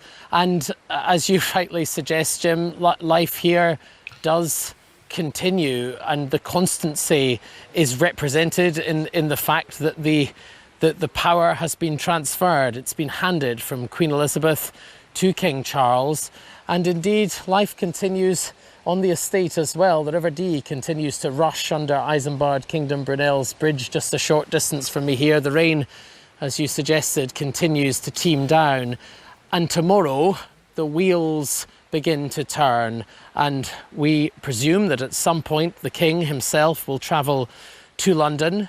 And arrangements will be made for the funeral, although that is some time away now, isn't it? Indeed. One of the things that was striking, James, at Balmoral on Tuesday, when the handover of power, not in a royal sense but in a prime ministerial sense, took place, the last engagement that the Queen fulfilled as an official function, was that you had on the one hand the statecraft that was being displayed, transfer of power, and yet there was a kind of intimacy. This is something that was happening in a home, in a place that she loved, where she was completely embedded, not just in the castle and in the way of life there, but almost in the landscape. You know, it's a place that is utterly synonymous with the life she wanted to lead in the summer and the autumn of each year since she was a child. That's right. She has, as you say, been coming here for many, many years. And I think one point to note in that regard was the photograph that the royal family chose to release on the death of her beloved husband, the Duke of Edinburgh. It was a photograph taken just a short distance from here in the hills of this landscape on Royal Deeside. And to that point, the castle here was built for Queen Victoria in the 1850s, and on seeing Balmoral for the first time, she said all seemed to breathe freedom and peace and to make one forget the world and its sad travails. Indeed, under what Byron called the steep frowning glories of dark Loch Nagar, that mountain which, well, you won't be able to see it, James, because it's dark, but you know where it is as well as I do, and it's gorgeous country. James Cook, outside Balmoral Castle. Thank you very much. You're listening to BBC News with our special coverage in the aftermath of the announcement that Queen Elizabeth II, Her Majesty Queen Elizabeth, has died at the age of 96.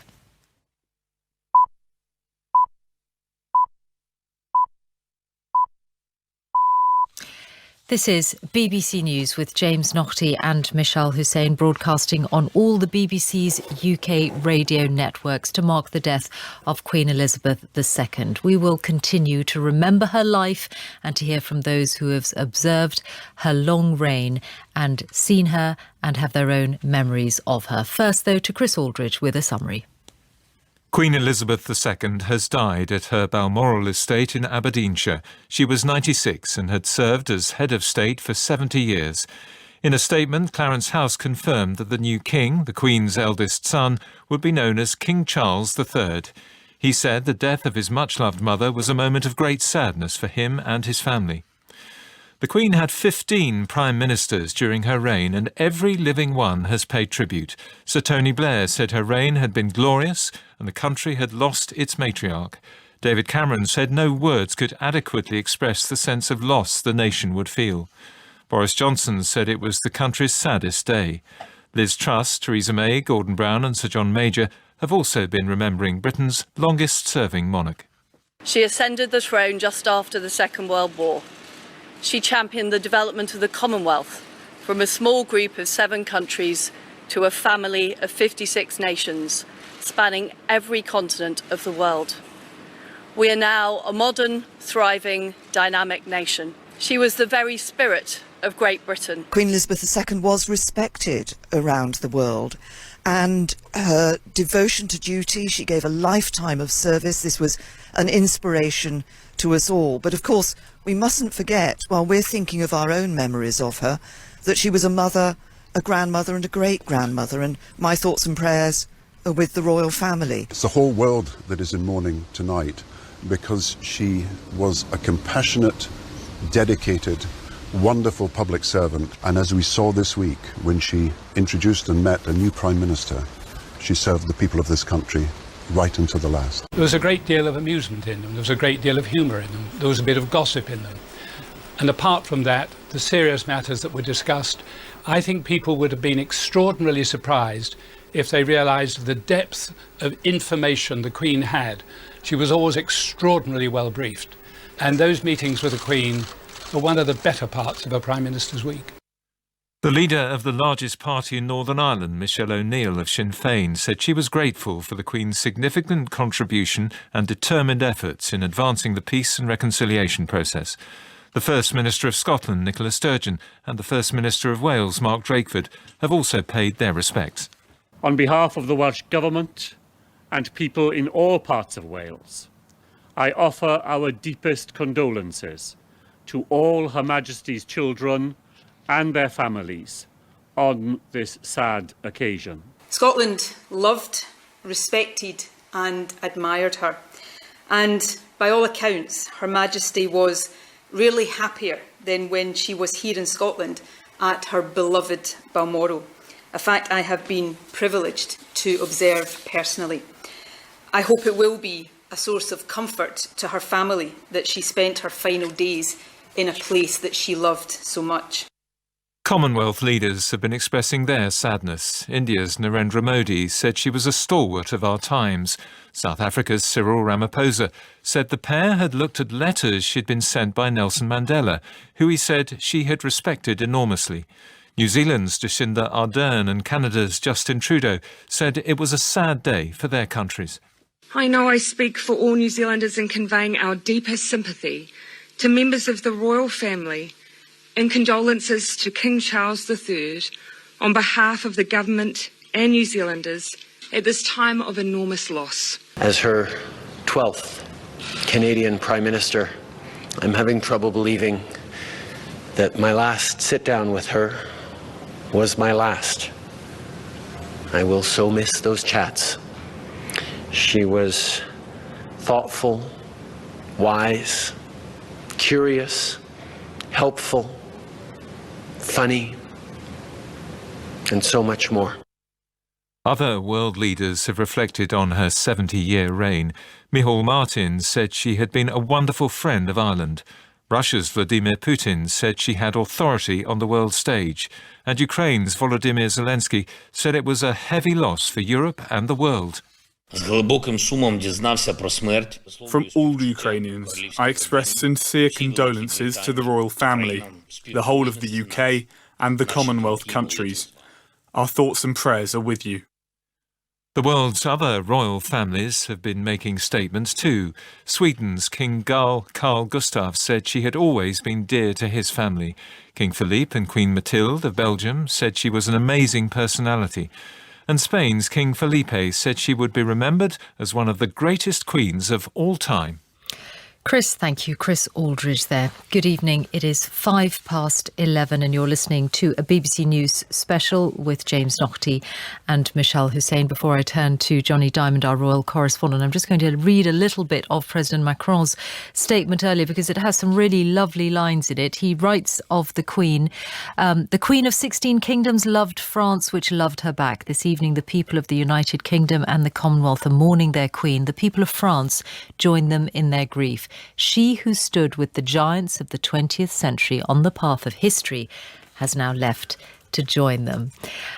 So many beautiful words, Johnny, have been written today. So many really beautiful tributes have been paid to the Queen. It's very striking, one after the other. People are really striving to find the words that sum up her life. It is striking. I have to say, President Macron came up with some stunning lines just there, as he did on the occasion of the Queen's Jubilee, when he spoke of her being the golden thread that bound our two nations together. But wherever you look in the tributes that have come, to be honest, whether they've come from monarchs and presidents or whether they've come from those gathered outside Buckingham Palace and Balmoral, has come an eloquence that is breathtaking. And it is, it is a sign, again, a reminder of the affection in which the Queen was held, but also that something about her office brings out the best in those who are speaking of her as well. I mean, she who wrote so beautifully herself is now being spoken of with such grace and such measured respect. It is a tribute to her that the tributes to her are so beautiful. Let's go back a few hours, if we may, to Balmoral, to the place where she died, and also to the gathering this evening and into tonight of her children and some of her grandchildren. Yeah, I mean, we should ponder the fact that Balmoral, which she loved so much, her summer retreat for so many decades, was the place where she would end her life. It's not for us to speculate on whether that would have brought her pleasure, but it is worth noting that it was a place that she found tremendous peace.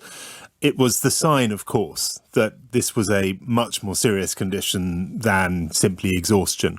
When we heard that the members of her close family had changed their plans and were making their way with some haste towards Balmoral, a very serious sign.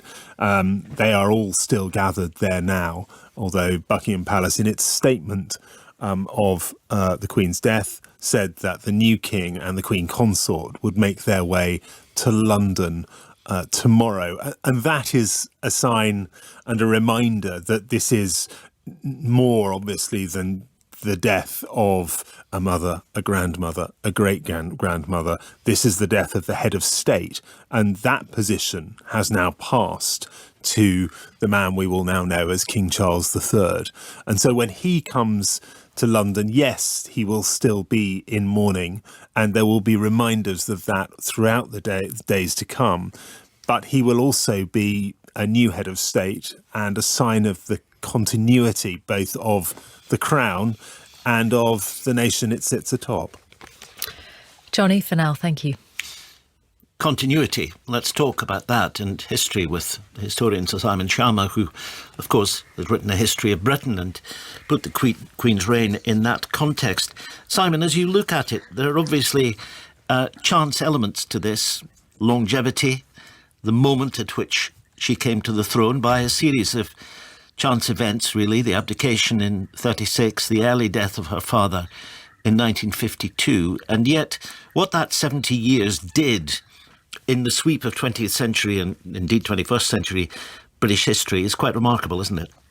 Yeah, it really is, James. I think, if you think of actually all the other very long-lived monarchs, not as long-lived or long-reigned as her, but Elizabeth I and George III, indeed, and, of course, Queen Victoria, they all sort of had the wind at their backs in terms of the fact that Britain was more powerful, more prosperous, more dynamic when they died than at the beginning. But the Queen had to cope with all sorts of national traumas. The war, the first trauma really was that both her uncle did not want to be king and gave it up. Her father only, in a torturous way, had to become king, was agonized about it. He was, of course, famously shy, the brutal stammer, took the country through the war, came out of it. So the Queen, at 26, really, had to have some sense, even amidst all the kind of imperial stroke Commonwealth grandeur of the coronation, that there were going to be rocky times ahead. And her whole reign is a history somehow of the difficulty of anchoring Britain again. But she turned out to be the anchor. You go back to, you remember well as I do, miners' strike, Suez, Aberfan, the terrible days of the bombing of the IRA, one atrocity which took the life of Mountbatten. And the Queen somehow was a symbol of the fact that none of that would shake a sense of national community. She was the embodiment, the personification of how you can be a nation without hating, without egomania, without the kind of indecency of making enemies. It's interesting that if you look at it in the context in which you're putting it, Simon, if you take the period of the abdication when the monarchy was rocked, certainly from the family's point of view, to a point where it was in genuine danger. But then look at a period like the 60s, where the old conventions were falling away, the age of deference was behind us, and so on. If you'd said to people that the Queen would be as popular as she continued to be to the end of her life, and had these extraordinary moments, the Diamond Jubilee, the Platinum Jubilee, and when you hear these tributes today, I guess if we'd been talking in, let's say, 1966, we would have said it was unlikely that someone could stabilise an institution like that over the period that lay ahead. Yeah, I think you're absolutely right. There's a very interesting, of all the Christmas messages, the most extraordinary was the famous one in 1983.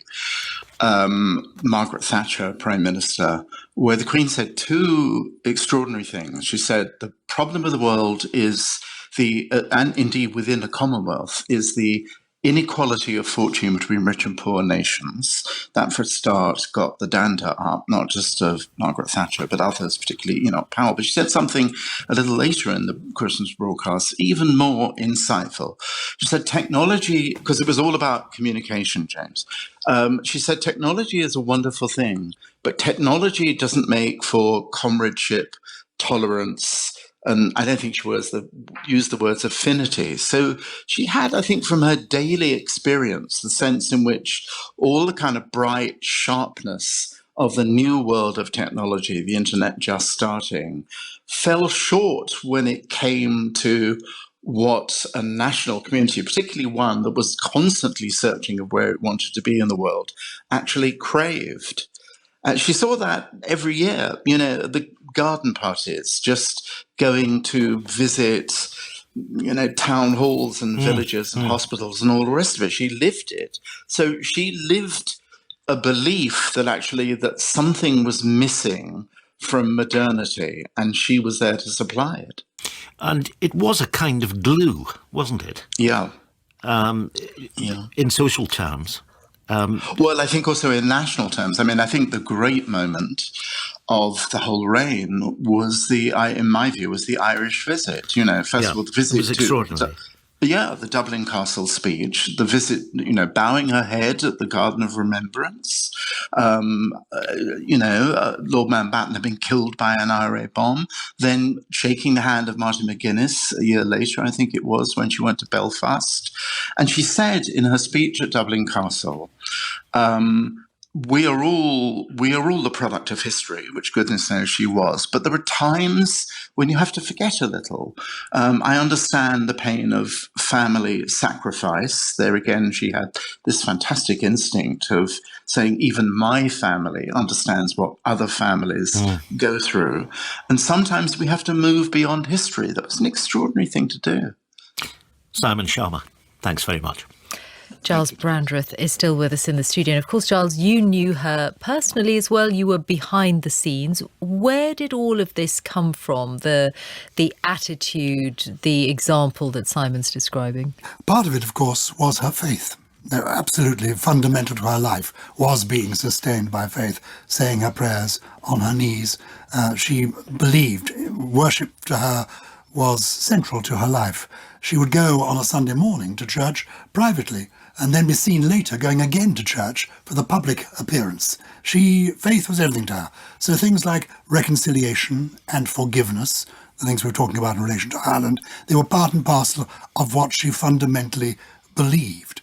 She was, I think, born quite a serious-minded girl. Winston Churchill first came across her in the 1920s when she was only 2 or 3 years of age, and he wrote to his wife that he'd met Princess Elizabeth, and what a serious-minded, determined little person she seemed to be. So she had this sort of resolute quality, and she also was extremely steady. She claimed that she learnt this from her mother, because during the war, when there were air raids, the Queen Mother resolutely refused to be seen running to the air raid shelter. She walked at a good pace. So the Queen learnt to keep an even pace. You never saw the Queen rushing anywhere. And people who followed her around the world on her many tours, there was no sovereign has ever travelled so far around the world as the Queen did. But they marvelled at the fact that the Queen never seemed to perspire. She never seemed to get hot and bothered. She always was cool.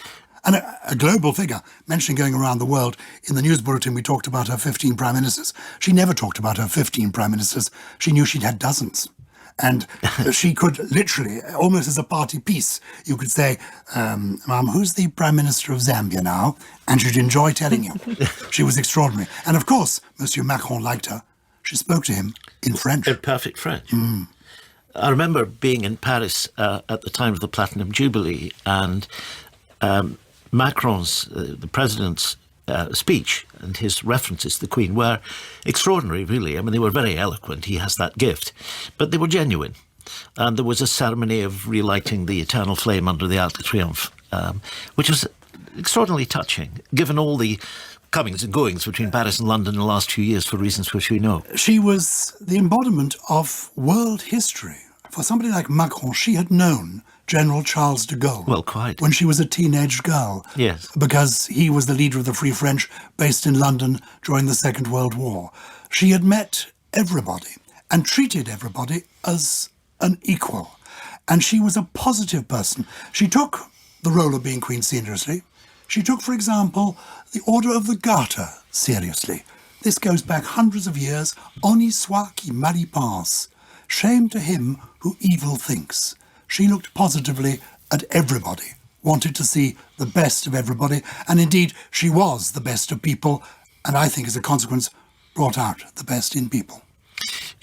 I know someone who was once in a position where he was able to ask her, of all the public figures that she'd known and talked to over the years, who had impressed her fundamentally the most. And without a flicker of hesitation, she replied Nelson Mandela. And when asked why, she said she had never met anyone with less rancour, who had more reason to be rancorous. A very interesting answer. It's fascinating. I mean, that kind of consideration, that compassion, courtesy, kindness, generosity, but also such great good humour. That's the only regret I have about the Queen, is that we didn't see more until the end of her life of what a playful person she was. I once had a conversation with her about pantomime at Windsor Castle, asking her what her happiest times were at Windsor Castle. She said, "Oh, being the principal boy in the pantomime." Really?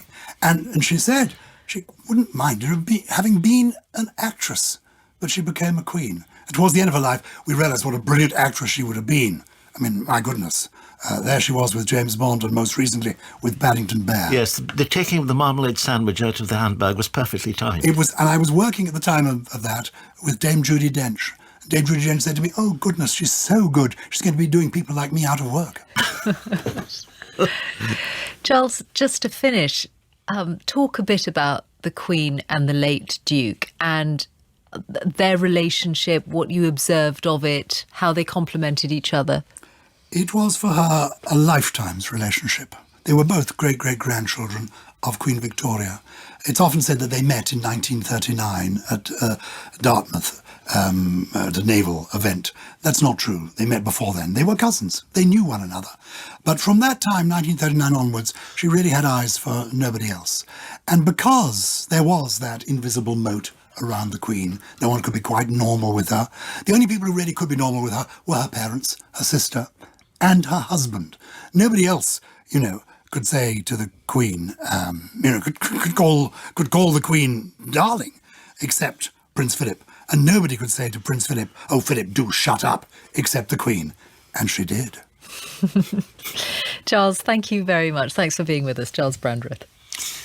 And now at 11 on this BBC News special, we're going to Northern Ireland. We've talked a lot about Ireland, North and South in the last few hours because the Queen's influence in Northern Ireland and the Republic of Ireland was considerable, particularly in the last period of her reign. We're joined by Sir Geoffrey Donaldson, leader of the Democratic Unionist Party. And it's true, Sir Geoffrey, isn't it, that the tributes from all the parties in Northern Ireland and indeed from the Taoiseach and other political leaders in the Republic are genuinely heartfelt?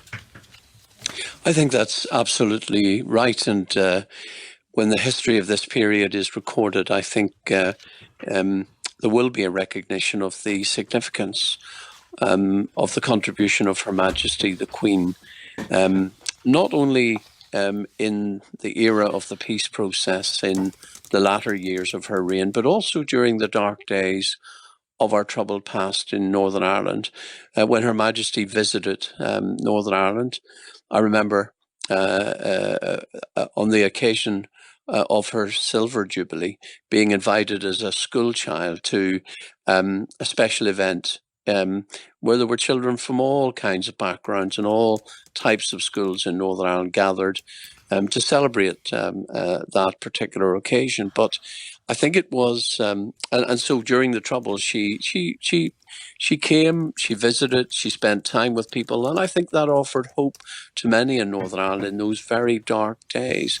But also, of course, Her Majesty and her family were impacted by the Troubles in Northern Ireland with the tragic killing, the murder of Lord Mountbatten by the IRA, and that, I think, brought home to the Queen the depth of suffering in Northern Ireland and the impact that it has on families. And so when she would meet with victims on her many visits to Hillsborough, Royal Hillsborough as it now is in my constituency, she had a real empathy with people. She understood what they had been through. And I think one of the most remarkable moments in our journey to peace and relative stability was the Queen's visit to the Republic of Ireland. Yes. I think that was a truly cathartic moment in British-Irish relations, and I have no doubt that that visit and the Queen's remarks during the visit laid to rest some of the ghosts of Anglo-Irish history. Well, indeed, that visit in 2011, Simon Sharma, the historian, was talking about it a moment ago and saying the speech at Dublin Castle was one that really touched the heart of the difficulty that there had been between Dublin and London, just to put it in simple terms, for generations, really. And you can look back at it and say, well, was it necessary to do these kinds of symbolic acts? And in fact, the weight of that visit in setting to right some of the historic grievances and grumbles that had been lurking there in British-Irish relations for generations was considerable, and no individual politician would have been able to do that. Isn't that the point? It is the point, and I think that's absolutely right.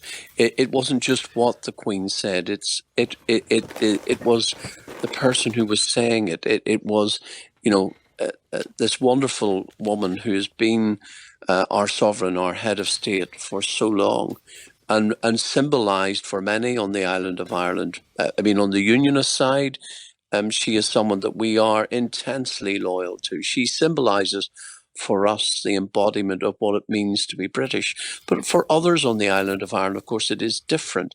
But here she was, the head of state of the United Kingdom of Great Britain and Northern Ireland, speaking words of healing. And I think that impacted across the divide in Northern Ireland and on the island itself. And I think no one else could have delivered that. It wasn't just what she said, it was who she was and the manner in which she delivered it that made such a huge impact. So Jeffrey Donaldson, leader of the Democratic Unionist Party, thanks very much for joining us. Well, the Queen always had to choose her words well and often extremely carefully. In 1940, at the height of the Blitz, the then Princess Elizabeth and her younger sister Margaret were moved from Buckingham Palace to Windsor Castle to escape the bombing. She was only 14, and that year was the one when she made her first public speech, and it was on BBC Radio's Children's Hour. Thousands of you in this country have had to leave your homes and be separated from your fathers and mothers. My sister Margaret Rose and I feel so much for you, as we know from experience what it means to be away from those we love most of all. In 1982, the year in which British troops went to defend the Falkland Islands, she spoke of its necessity. We owe our independence to the seamen who fought the Armada nearly 400 years ago, and to Nelson and his band of brothers who destroyed Napoleon's dreams of invasion. Nor could the great battles for peace and freedom in the first half of the 20th century have been won without control of the seas. Earlier this year, in the South Atlantic, the Royal Navy and the Merchant Navy enabled our sailors, soldiers and airmen to go to the rescue of the Falkland Islanders, 8,000 miles across the ocean, and to reveal the professional skills and courage that could be called on in defence of basic freedoms. When she visited the Republic of Ireland in 2011, it was the first time that a British monarch had visited since Ireland gained independence. And in a speech in Dublin, she spoke of a shared past, of shared pain and of reconciliation. These events have touched us all, many of us personally, and are a painful legacy. We can never forget those who have died or been injured and their families. To all those who have suffered as a consequence of our troubled past, I extend my sincere thoughts and deep sympathy. With the benefit of historical hindsight, we can all see things which we would wish had been done differently, or not at all. Most recently, she evoked wartime memories as she broadcast to the nation during the coronavirus lockdown in 2020. We should take comfort that while we may have more still to endure, better days will return. We will be with our friends again. We will be with our families again. We will meet again. Well, the Commonwealth was extremely important to the Queen throughout her life. Dr. Linda Yu is with us, Chair of the Royal Commonwealth Society. How will the Society remember her, Linda?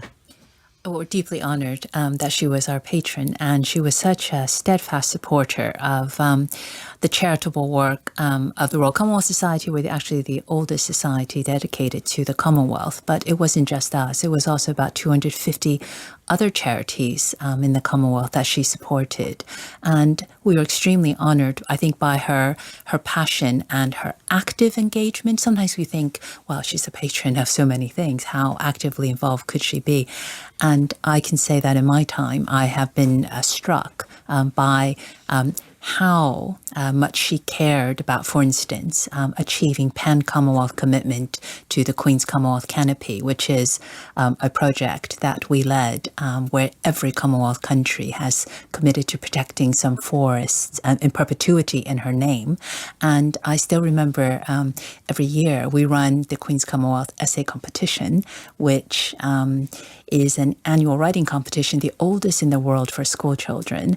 And not everyone would be keenly interested in the number of entries and what percentages have gone up from different countries, but we knew that she would be, and those numbers are always passed on to her office, because we know that she's very committed to young people, to the environment, and especially this year's theme was around service, and I think that's what she exemplified the most to all of us in the charitable sector in the Commonwealth. And did it make a big difference to your work? I imagine it keeps everyone on their toes, because you know that the palace, the Queen herself, the word will come, asking these questions about the entries and about the topics. Oh, yes, absolutely. I would say, especially the Queen's Commonwealth Canopy. That is actually the first environmental project in the Queen's name. She herself launched it in Malta in 2015 at the Commonwealth Heads of Government meeting. So I still remember I joined the Society 6 years ago, so she was 90. And I think until we achieved it this year, there was a lot of questions around when we would make sure that we can, deliver this global public good. So yes, and I think your point about how she can also really highlight important issues. I think that's also what I've been struck by lending her name to literacy, to the environment. It just elevates these issues into the spotlight. It inspires people to become involved. And to me, that's one of the, there's lots of things that's hugely admirable about the Queen, but her commitment to charities, I think, really stands out in the Commonwealth. Dr. Linda Yu, Chair of the Royal Commonwealth Society, thank you. It's just after 11:30. Let's get a summary of events from Chris Aldridge. Queen Elizabeth II has died at the age of 96. In a statement, Buckingham Palace said she passed away peacefully at Balmoral Castle in Aberdeenshire. The crown transferred immediately to her son Charles, who will be known as King Charles III. He said his mother's death was a moment of great sadness for him and his family. Every living Prime Minister has paid tribute. Liz Truss said the Queen was the rock on which modern Britain was built. Sir Tony Blair said her reign had been glorious and the country had lost its matriarch. Commonwealth leaders have expressed their sadness. India's Narendra Modi said she was a stalwart of our times, while New Zealand's Jacinda Ardern said the Queen had worked until the very end on behalf of the people she loved. The world's other royal families have also reflected on her 70-year reign, with King Felipe of Spain saying she would be remembered as one of the greatest queens of all time. And from London to Wellington and to Washington, D.C., flags are being flown at half-mast. Chris Aldrich, thank you very much. And indeed, of course, a flag at half-mast on Buckingham Palace. Our Home Affairs editor, Mark Easton, is there. And Mark, crowds were gathering early. It's been a pretty stormy old day, pretty wet in London. What's the scene there now? There are still hundreds and hundreds, thousands of people here. I'm standing in front of one of the gates of the palace. People keep coming up and laying flowers at what's already a very significant size to tribute to Her Majesty. And attached to the railings themselves, many people have put bunches of flowers in among the railings, but also a black and white Union flag. And taped to that is a quotation the Queen herself said after 9/11, "Grief is the price we pay for love." And one can really feel that love, that affection, that respect in the mood here right now. There are candles being lit, people treating this moment with enormous reverence, actually, a very somber mood. And I do think that this is a very significant moment for Britain, because the Queen really was the kind of keystone in the nation's architecture, a sort of solid and immovable piece that held the country's image of itself in place. It's interesting, Mark, that you're there outside the palace, because, of course, we can all remember scenes from the various jubilees, from celebrations of all kinds, weddings, indeed funerals too, where the crowds have surged down the Mall towards the palace, and where the Queen has led her family onto that balcony. We'll never see that again. The days of Spitfire fly-pasts are beginning to fade into the distance. There is a whole era which encapsulates the Second World War, all its aftermath, the immediate years, and the couple of generations that remembered it. And the Queen represented that, and in a sense that is slipping away, not to be forgotten, but to go out of the immediate minds of those who were born long afterwards. I think that's exactly right. She was a representative of the greatest generation, and the values that she espoused throughout her long reign were those which I think were matched by many from that generation. But you know, what's interesting about the crowds here at Buckingham Palace is that they represent the great diversity of her kingdom in age, in ethnicity, in class and background. In fact, I'm struck by just how young the crowds are here. They certainly will not remember the Queen other than in the last perhaps 20 years or so. That's a really interesting observation, that there are young people there in great numbers. Very significant numbers, yes. And I think that they are here. I mean, there will be some, of course, who are here for the sort of Instagram moment, but one gets a powerful sense that actually they're here because they feel this is a moment in their lives, a moment of great import, and they want to be part of that. And they want to also, I think, to be together, actually. I think this is quite a discombobulating moment for the country. She was this great source of stability. She did, in her own words, ease the process of change. And we're now going to experience a very significant change, and she won't be there to ease it. And I think it's quite a moment, this. Mark Easton, our home editor at Buckingham Palace. Thank you. Looking at more of the front pages of tomorrow, where the papers have taken their pick of photographs over long reign, and the Financial Times has got a photograph of the Queen pictured a few decades ago, probably in her full evening dress and regalia, and the sun is all a black background and a purple masthead with the words "We loved you, Ma'am," and alongside the picture, "We are proud you were our Queen." Helen Catt, our political correspondent, joins us from our Westminster studio. We've had political leaders' tributes already, Helen. What about proceedings in the Houses of Parliament? There will be a chance for MPs tomorrow to start paying their own tributes to the Queen in the Commons. So the Commons will sit a little later than it was going to. It'll start at noon tomorrow and run through till 10 o'clock at night. There will also be a special sitting on Saturday, which will run from 2 in the afternoon until 10 o'clock at night, again to allow MPs to pay their tributes. And as you said, we've already had quite a lot of tributes come in from across the political spectrum. You heard earlier of Liz Truss standing in Downing Street. She opened the tributes, as she will do in the Commons tomorrow, talking about the Queen as having been the rock on which modern Britain was built, that she was loved and admired by people of the UK and across the world. We've also had tributes paid by the opposition leaders, as you would expect. Sir Keir Starmer, the leader of the Labour Party, said that the Queen had been above the clashes of politics. She stood not for what the nation fought over, but for what it agreed upon. The Liberal Democrat leader, Sir Ed Davey, saying she'd been a reminder of our greatest generation and the sacrifices made for our freedom today. It seems very fitting and important that one of her last acts in the last few days of her life was to meet and greet a new Prime Minister. It was.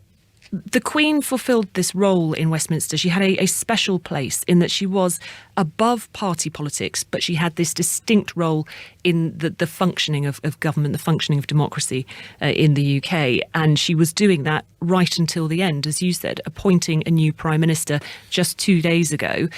Liz Truss, of course, the 15th Prime Minister that the Queen saw in Downing Street. Her first was Sir Winston Churchill. All 6 of those Prime Ministers who are still living, the former Prime Ministers who are still living, have paid their tributes, shared their memories, their condolences. And the themes that come through that sort of unite their tributes are that sense of duty, this devotion to duty that comes up several times. They talk about having, David Cameron, for example, said that she was the world's greatest public servant. And he talked about having really valued her sage advice and wise counsel in those weekly audiences that prime ministers had with the Queen. And again, that is something that was echoed by others, by Gordon Brown, who said she was considerate, she was caring, she was endlessly patient, he said, even when talking about the details of a boring budget. But most of all, he said, what shone through was her complete and utter dedication to the country. Yes, it's been fascinating to hear the personal twists that there have been, and in all of these statements, whether they're from leaders here, leaders overseas as well. And now, after the period of mourning, in due course, it will be King Charles who has those audiences with the new Prime Minister.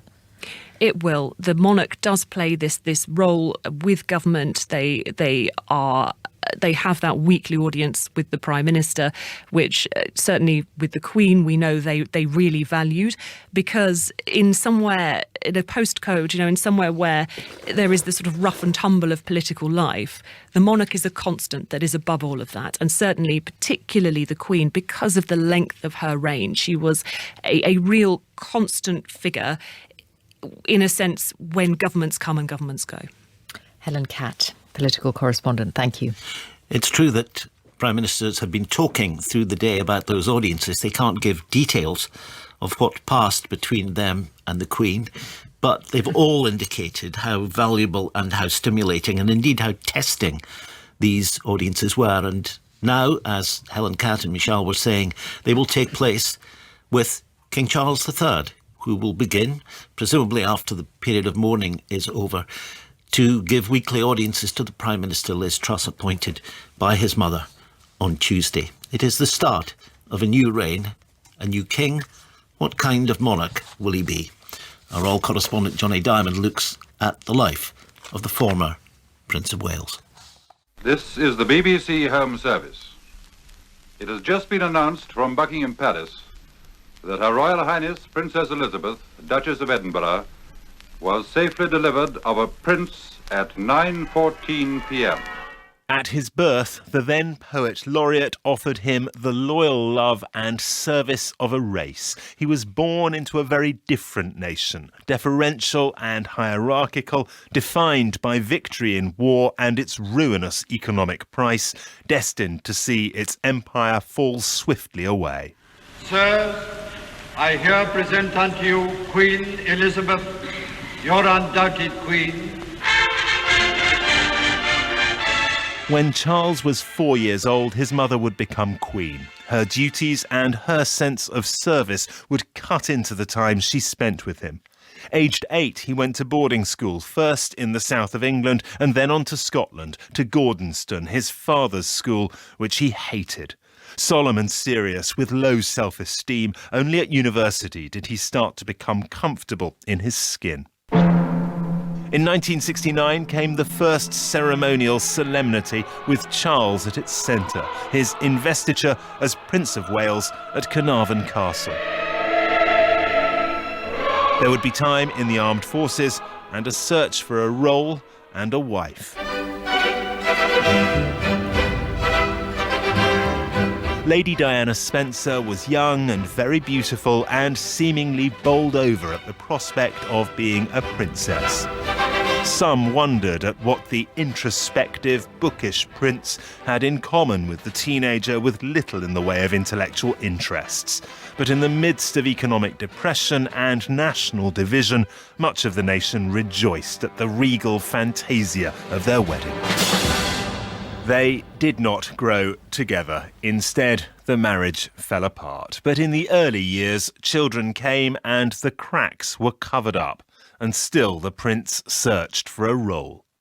Back in the 70s, he'd founded the Prince's Trust to help develop the skills of disadvantaged young people. I'm one of those people that feels that everybody's got some talent or potential or skill or whatever, which so often is not brought out and not developed at a young age by anybody in particular. And sometimes through lack of confidence and so on, these things don't materialise. There were other, more controversial interests embraced and speeches made. Some now seem far-sighted. When he took up the cause of organic farming methods, they were viewed as quackery. Now they are mainstream. And very early on, he had supported environmental causes. There is chemical pollution discharged into rivers from factories and chemical plants, which clogs up the rivers with toxic substances and adds to the filth in the seas. There is air pollution from smoke and fumes discharged by factories and from gases pumped out by endless cars and aeroplanes. But his support for homeopathic medicine and healing, his outspokenness on some social issues, and his assaults on modern architecture led to complaints that he was abusing his unelected position. He pushed back. I'm sometimes accused of wanting to return to the past, to encourage everyone to live in a kind of glorified Disneyland. That's not the case at all. But I do believe that if we are going to come up with an architecture we might actually like again, we have to strip away some of the nonsensical dogma of the day and think about fundamental principles once again. And there was more to upset those who look to the monarchy for continuity in times of change. For 450 years, the sovereign has been Supreme Governor of the Church of England. The title Defender of the Faith has come to mean Defender of the Anglican Church. But the Prince said he wanted something different. I personally, you see, would much rather see it as Defender of Faith, not the faith. Because it means just one particular interpretation of the faith, which I think is sometimes something that causes a great deal of problem. It has done for hundreds of years. People have fought each other to the death over these things. It seems to me a peculiar waste of people's energy. Whilst his embrace of some causes won him plaudits, his outspokenness also caused alarm. In the 70s, he'd been nicknamed Action Man. But as the 80s wore on, there was more derision. And as his failing marriage became public knowledge, he began to lose the public relations battle waged with Princess Diana. By the early 90s, his marriage was dead in all but name. She put her side of the story into print through a friendly journalist. The marriage was over. The announcement came from the Prime Minister, John Major. It is announced from Buckingham Palace that, with regret, the Prince and Princess of Wales have decided to separate. More and worse was to come. Public support for the Prince fell and fell as the Princess and her friends briefed relentlessly against him. In a documentary interview with Jonathan Dimbleby, the heir to the throne admitted his infidelity. Did you try to be faithful and honourable to your wife when you took on the vow of marriage? Yes, absolutely. And you were? Yes. Until it became irretrievably broken down. Us both having tried.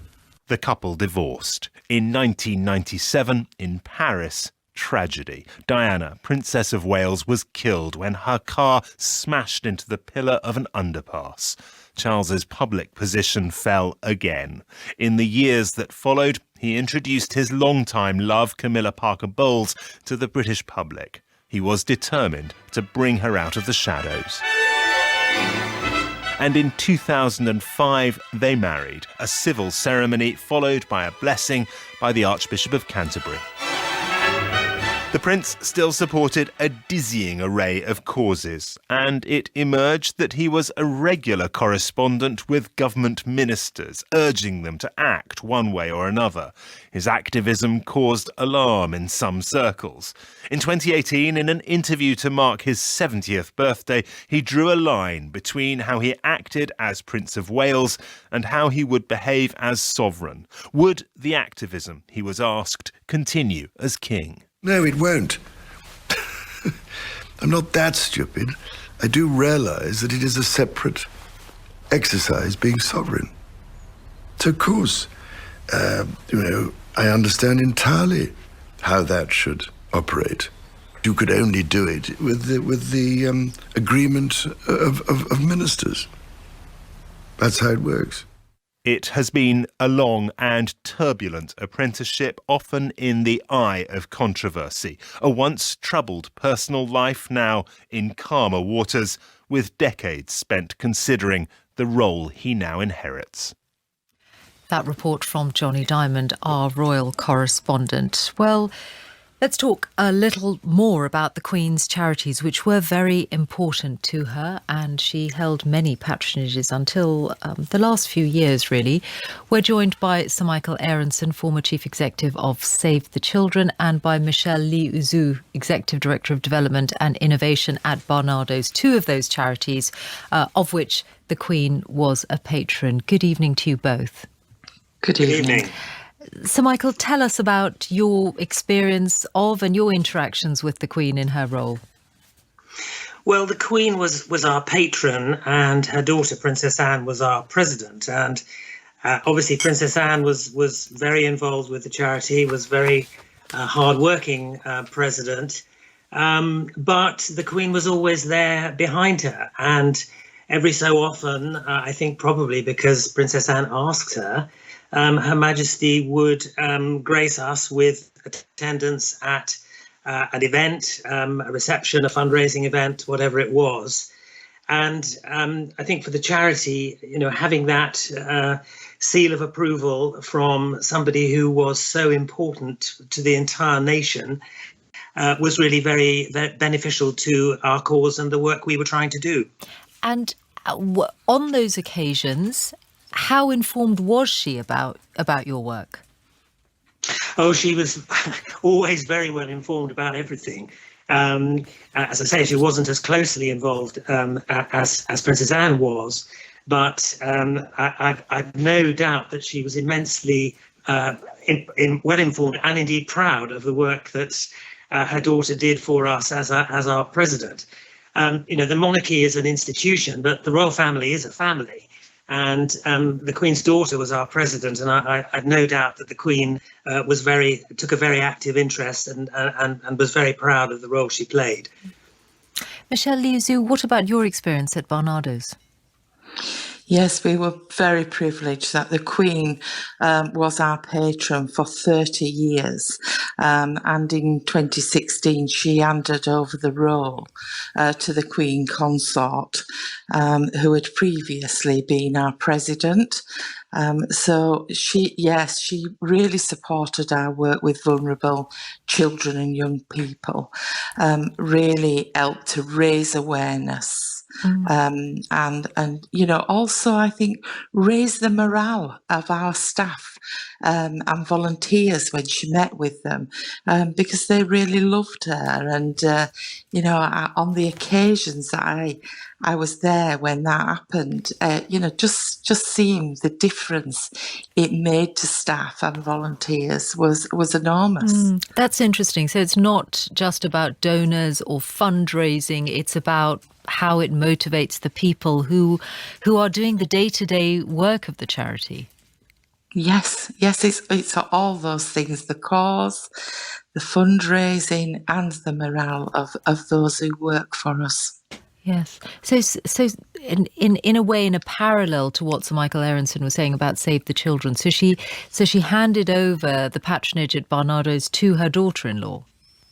Yes, she did. Yes, along with at the time several other charities, she made the same decision, and I think that was about sharing that patronage within the royal family. Which again is important, because then there's a follow-on from the influence and the impact that she's had. She's kind of making sure that there's someone else within her family who she can rely on and trust to do that role. Absolutely, and we're incredibly grateful to our current patron, who is the Queen Consort, for continued support as we protect Barnardo's children and nurture those vulnerable children and young people right across the UK. And Sir Michael Aronson, how did you find her personally? Well, it was always a bit of a surprise, given her immense presence as our monarch and the huge weight of responsibilities that she bore. And when one actually met her, one was struck by the fact that she was physically quite a tiny person, and very calm and very quiet, but immense. What Michelle was talking about there, immense professionalism in making everybody feel welcome, everybody feel at ease, obviously having time for people, really genuinely wanting to listen to what people had to say, not just passing down a line and shaking the odd hand. That's a great quality, and I think it certainly did mean an awful lot to people who met her, and certainly did provide an important stimulus to their motivation working for the charity. So Michael Aronson and Michelle Lee Izu, thank you very much. It's about 5 to 12 now. We're moving to the end of this news special, bringing all radio networks together. Let's hear some voices from abroad, because many have been making themselves heard in the course of the day. Here are 2 contributions to the tributes to the Queen. Justin Trudeau, Prime Minister of Canada. In a complicated world, her steady grace and resolve brought comfort and strength to us all. Canada is in mourning. She was one of my favorite people in the world, and I will miss her so. Justin Trudeau, and from another Commonwealth country, New Zealand, the Prime Minister, Jacinda Ardern. The last days of the Queen's life captures who she was in so many ways, working till the very end on behalf of the people she loved.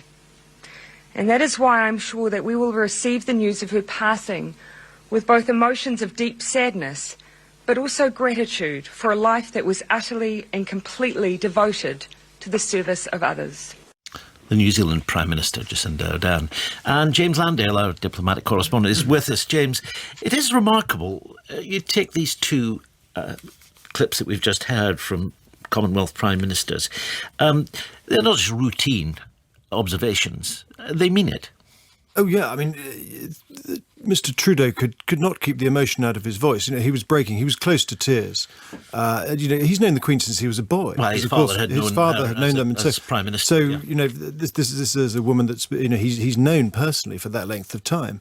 And the one thing that whenever I talk to world leaders, they constantly, particularly those in the Commonwealth, they all just raved about the Queen because of the impact and judgment that they could rely on. One of the things that's always struck me about this is that the Queen, in the Commonwealth context, at Commonwealth conferences, for example, which you've attended over the years, can operate as a sort of as a force in the room. She can bring people together. She can try to bang heads together. She can promote ideas in a way that she can't in the domestic political context at home. It gave her the chance to use some of those skills that all our prime ministers talk about in a way that she's prohibited from doing, quite rightly, in this country. Yeah, and played a key role in keeping a lot of African countries together during the campaign against apartheid.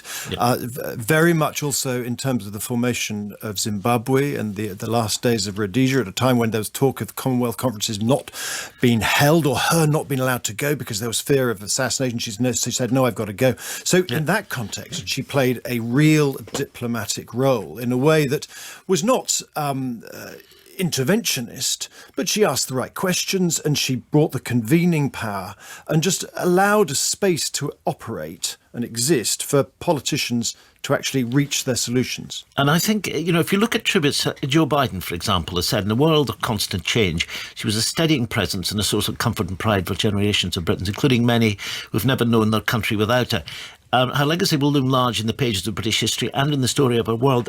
You're getting serious practical politicians, Biden, Macron, to take 2 obvious examples, who are saying this is somebody who was actually at home on the world stage. If you're sitting at dinner and having to spend an evening with Donald Trump or whatever it happens to be, there's some difficult moments.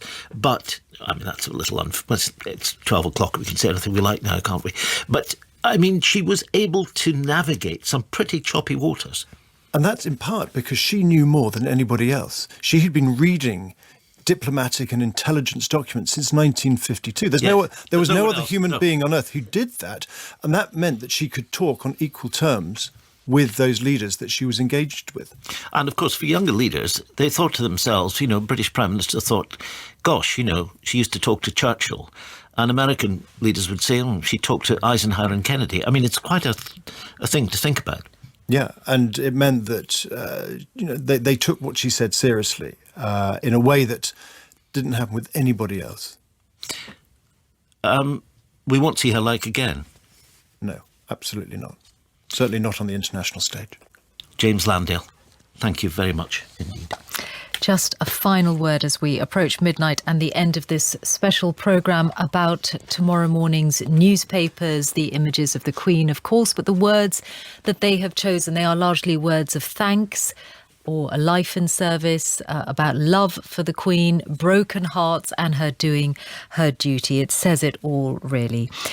This is the end of this special programme for BBC News at the end of this day when Queen Elizabeth II died at the age of 96. Thank you for listening from Jim, me and our colleagues across the newsroom.